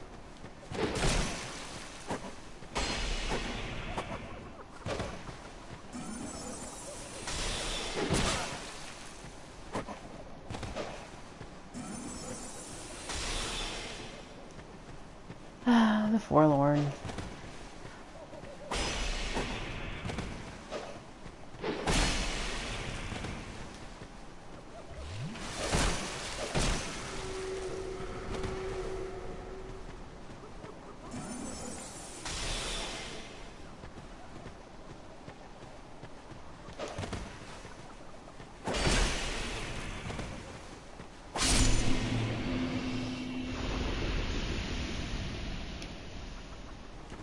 Bah.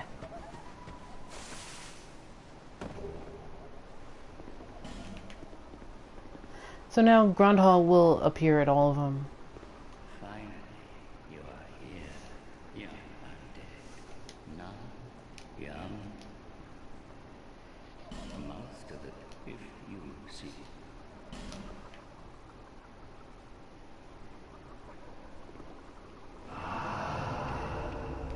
Make the dark as you wish. Yes, as you wish. I think they wanted to take the whole ferryman concept and make Darth Grandhal. Like, you pay the ferryman to go across the Isle of the Dead. I think that's the concept they were going for.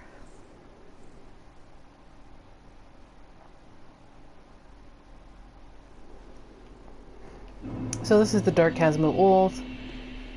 Yes, it's supposed to be named after the very same chasm.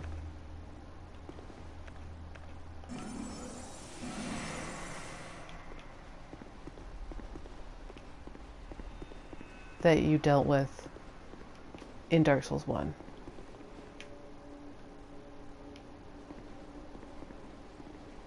Come here with a lot of poison arrows.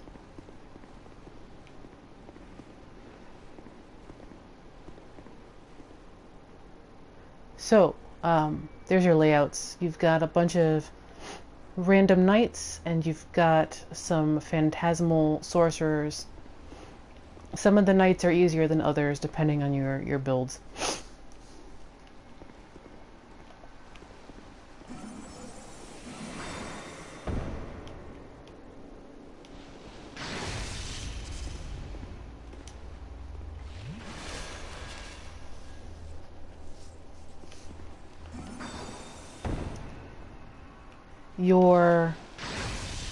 Your objective is basically to kill everything, including the tree dudes.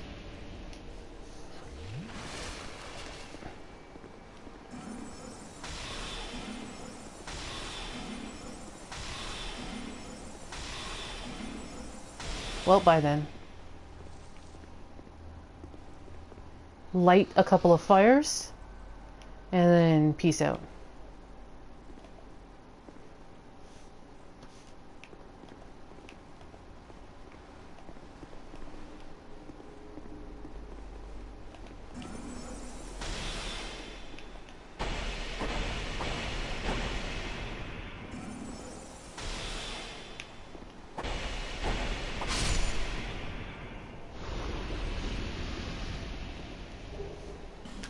They will drop you some Bonfire Ascetics and something else.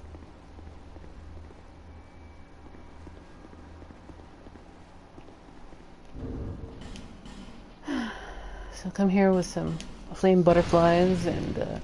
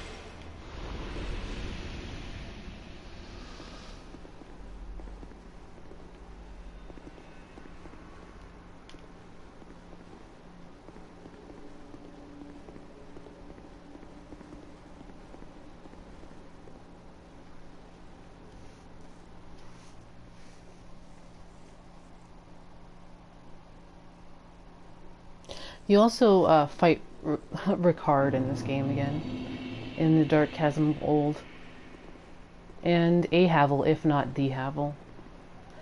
Because if you want to draw the conclusion that Darth Grandhal is basically the ferryman of the dead, or the ferryman who will take a person across the river Styx, or in Egyptian mythology, basically Anubis, and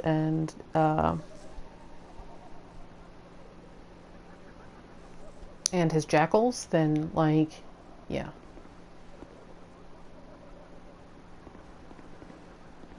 See what he says. Every time you pass one of these trials, you gain a rank. Yeah, Sharon. Definitely Sharon. He's even got the... Young undead, the dark beset upon you runs deeper than I had imagined. Let us see just how much dark you can endure. You have seen dark that has existed from times long past. What once was a great void of darkness became but fragments. But slowly, the scattered fragments grew, absorbing all things. It is we who will be pilgrims to these sacred sites. So, Grandhal actually says something really interesting considering what we already know about the Children of Dark. The Children of Dark, especially Alsana, tells us that the Chosen Undead went into Ulasil and killed Manus. In killing Manus, the Dark/Abyss, which I guess is personified, I don't know, shattered, resulting in many different fragments that became Alsana, Alana, Nashandra, and Nadalia. But there are more fragments than just those 4 women, and some of those fragments have recoalesced like T2000 and became just pools of dark sites that have subsumed a lot of old heroes of old, including Ricard, who was really freaking annoying, and a Havel, if not the Havel. And so the pilgrims are like hanging out at these sites, being 3 edgy, 5 me. Because the dark doesn't die, it will get shattered and dissipate, but come back together eventually. Because as long as there's fire, there's shadow, and as long as there's shadows, there's dark. He's super annoying! Kill Illuminati! Did he annoy you as much as he annoyed me? I was so happy when I depopulated him. Yeah. What else does he have to buy? He Hence cast light, because you might need it. Dark Orb, Dark Hail, Dark Storm, and Profound Still. I don't think I've read these two. Oh my god! A hex created by an ostracized cleric blocks the spells of nearby casters. This hex, born of jealousy and humiliation, is a locus of dark thoughts, the very things that reflect the true essence of life itself. Dark Storm, an esoteric spell created by Navlan, and the infamous exiled sorcerer, creates a local vortex of dark flame. The heretic Navlan was executed along with his entire village, which is a lie because we've met Navlan, and the mere utterance of his name became a crime. Some say it was because he sought to restore the banned art of resurrection.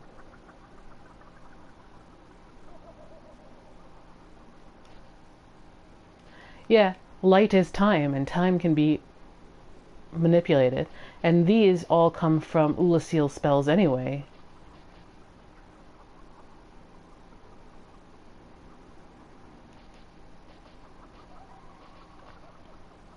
I forget where Profound Still actually is derived from. It's on the tip of my tongue. It's an Ulasil spell, but I forgot.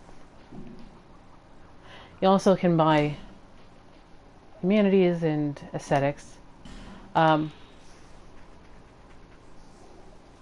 Tossing this into a bonfire strengthens nearby foes. Once the bonfire ascetic is devoured by the flames, its effects can never be reversed. Be prepared for using this perilous ember. Fire exhibits a connection to the curse, and when the flames grow stronger, so does the flame. Here's my hot take. Considering ascetics drop in the Chasm of Old, and you can buy 10 of them from Grandhal. Hot take. The bonfire ascetic is proto-profaned flame.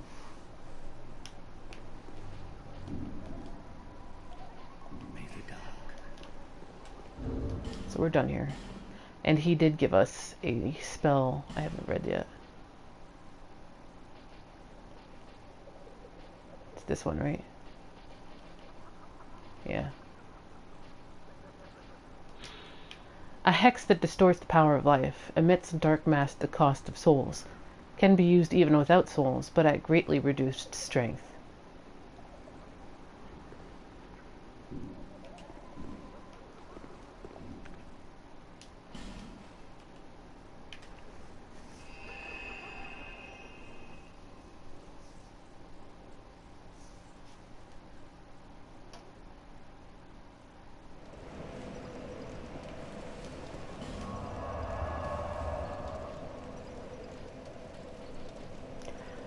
The next one is in the Rave Cave.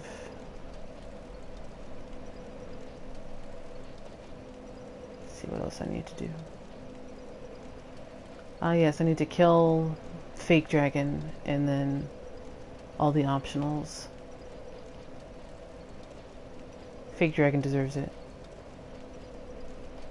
Yeah, Fake Dragon is the only one left from the vanilla game. And then it's the 3 from the DLCs, and then the 3 final. And Dark Lurker.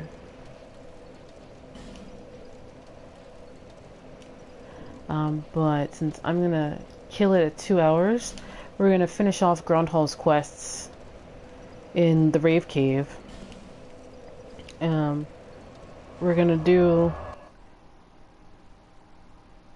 the 3, well, maybe I'll go kill a fake dragon tomorrow too, and then do the DLC optionals.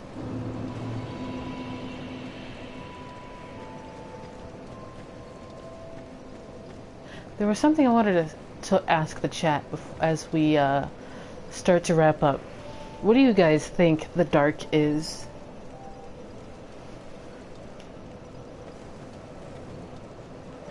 Because the 3 games present to us different visions of what the dark is, culminating in the Abaddon in the Ring City, who tell us, "Fear not the dark, my friend, and let the feast begin."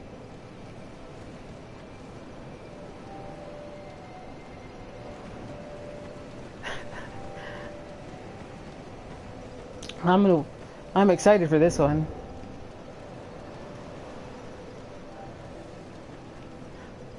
But what does humanity mean then?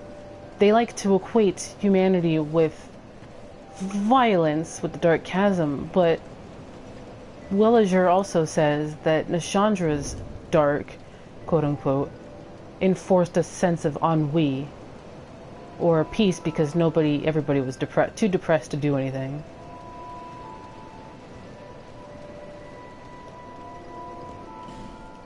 Eh?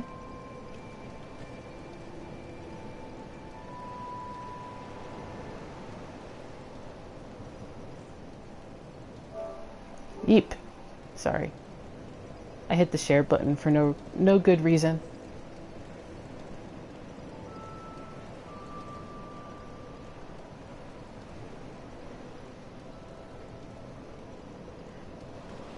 Also, something I've been saying recently, but check out the weapon art to Yorgh's spear. It's Pacify. Eerily similar to how Willager likes to describe Queen Nashandra's, quote, peace.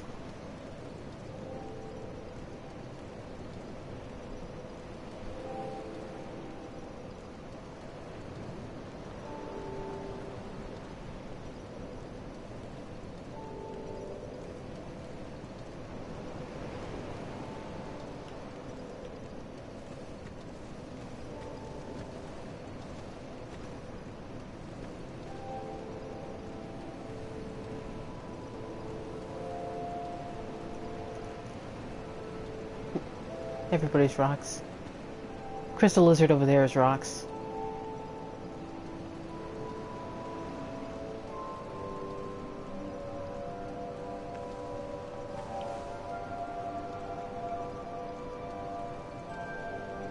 I love the Crystal Lizard and the rocks.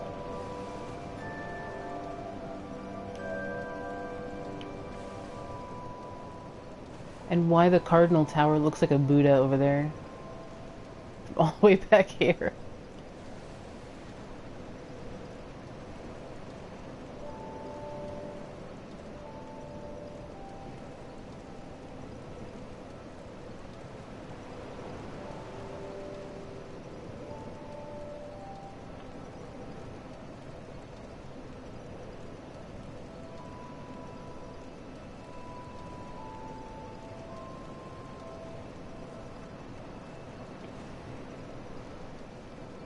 Man, they really shoved all the processing power into the water effects of this game. Jeepers.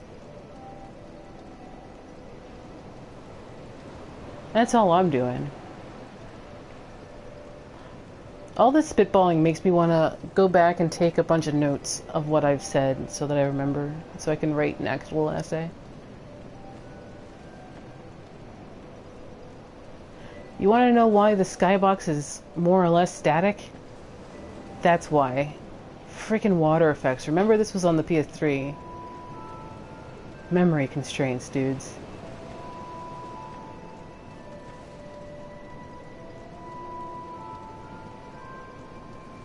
Man. And remember, if these three rocks are Dark Souls 2, Dark Souls 1 is all over here. And like, Dark Souls 3 would be like over here or something. Or over here.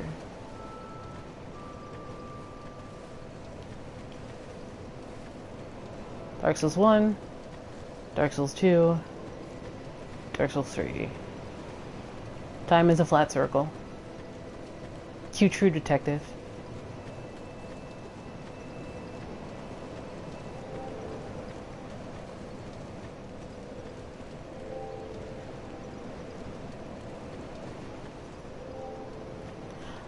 Yeah, that was, they announced the 20th anniversary of the release of the first Armored Core.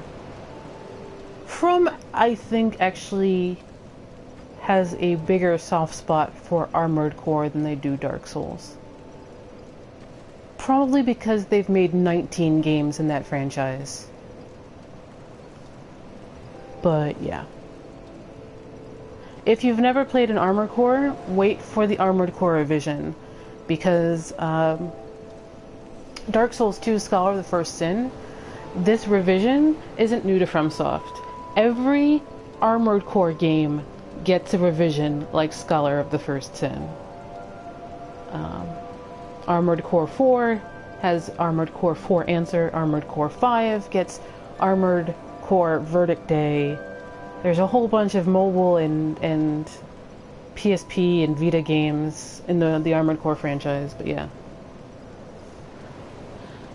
Yeah, From's Koshiki Twitter announced that the 20th anniversary of the release of the very first Armored Core, which you can buy on American PSN. You'd have to bring out your PS3, but you can play it for like $7 or something like that. The original Armored Core. Which is a PS1 game from like 1995, 20 years ago. 1997-ish. That's what they were tweeting about. Actually, also with From probably considering Armored Core to be their favorite child is their studio composers like Motoi Sakuraba and Kitamura Yuka. They really like FromSoft self-released Armored Core original soundtracks through their From Record imprint, and the only things in the From Record imprint are Armored Core soundtracks.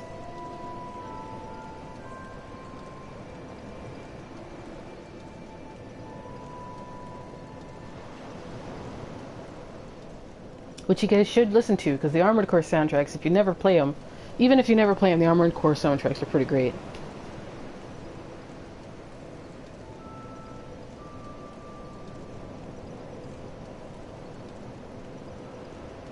But yeah, AC is going to be the next game. They are super due for Armored Core 6. Peeking at the Armored Core community, they're chomping at that bit for Armored Core 6.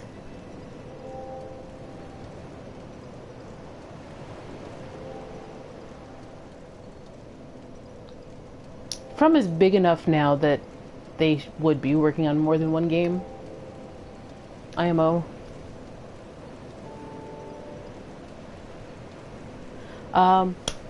Gamescom is in a couple weeks, and then a couple weeks after that is Tokyo Game Show. So if they don't do anything then you have a whole year to wait for like another FromSoft announcement. But if they're going to announce something, those two are the ones you need to like look out for.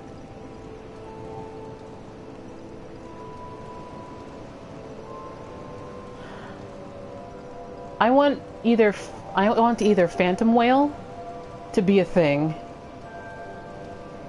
or an Echo Knight game, because I want another FromSoft ghost story.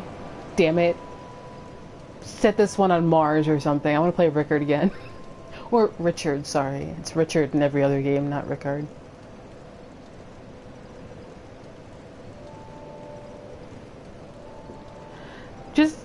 Just go play Echo Knight 2 Beyond.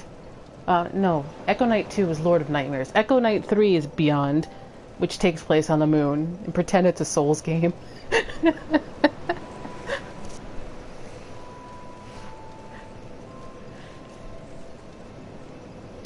Just go. Sci-fi Souls. Moon Souls. Just pretend Echo Knight Beyond is Moon Souls. It even has like 6 endings, depending on what you do or do not do in Echo Knight Beyond.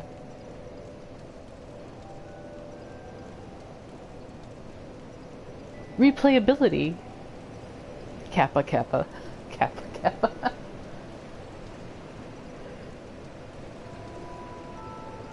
The first Echo Knight is on a train. You can buy that on PSN. It is $5.99.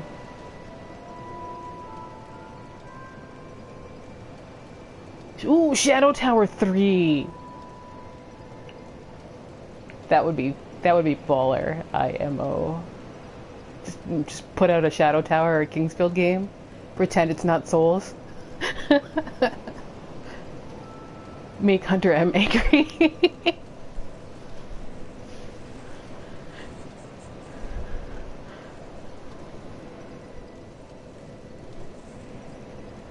Have a sword and a gun, which is basically Bloodborne, but Shadow Tower. Yes, that's a thing in Shadow Tower. At least Shadow Tower Abyss, your character is from the present day, and he has a gun, but then he gets dragged by Darth Grandhal, a ferryman, into the Abyss for the Shadow Tower. And so he has to, like, use a sword, too.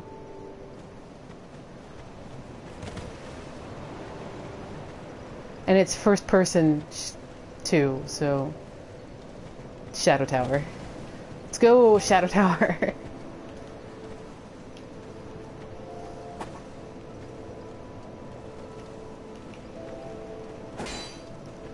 Guns with swords that isn't also Bloodborne.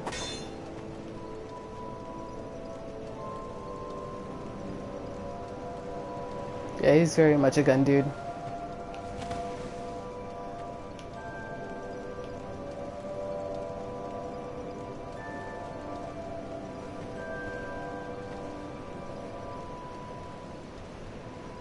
Alright, is there any questions, anything like you wanted to ask, talk about in regards to like the Dark Chasm of Old, Sir Alonne,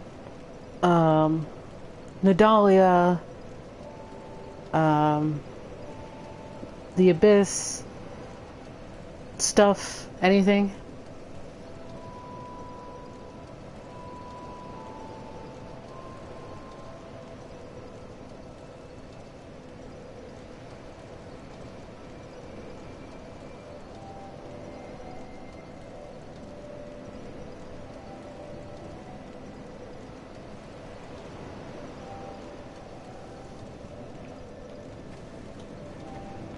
Eternal Ring 2. Hey, Ghostman. Long time no see.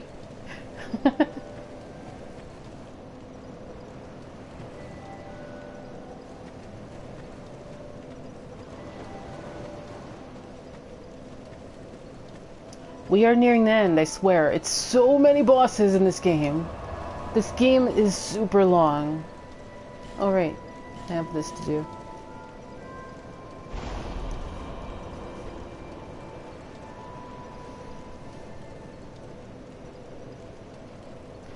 This game is super long, as you can tell from the stack of boss souls I keep in the item box. Dark Souls 2 is really long, you guys. We're almost near the end, and then we'll move over to Dark Souls 3. I will warn you right now, the only builds I have not done in Dark Souls 3 are Pyromancer, straight Pyromancer, or a strength build that does anything but axes. So, get your suggestions ready. So I have like 8 different builds in Dark Souls 3. So anyway, if no one has anything to say, or anything to talk about for now,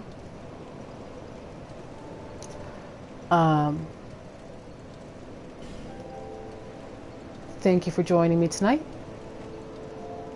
and praise the sun. See you later, guys.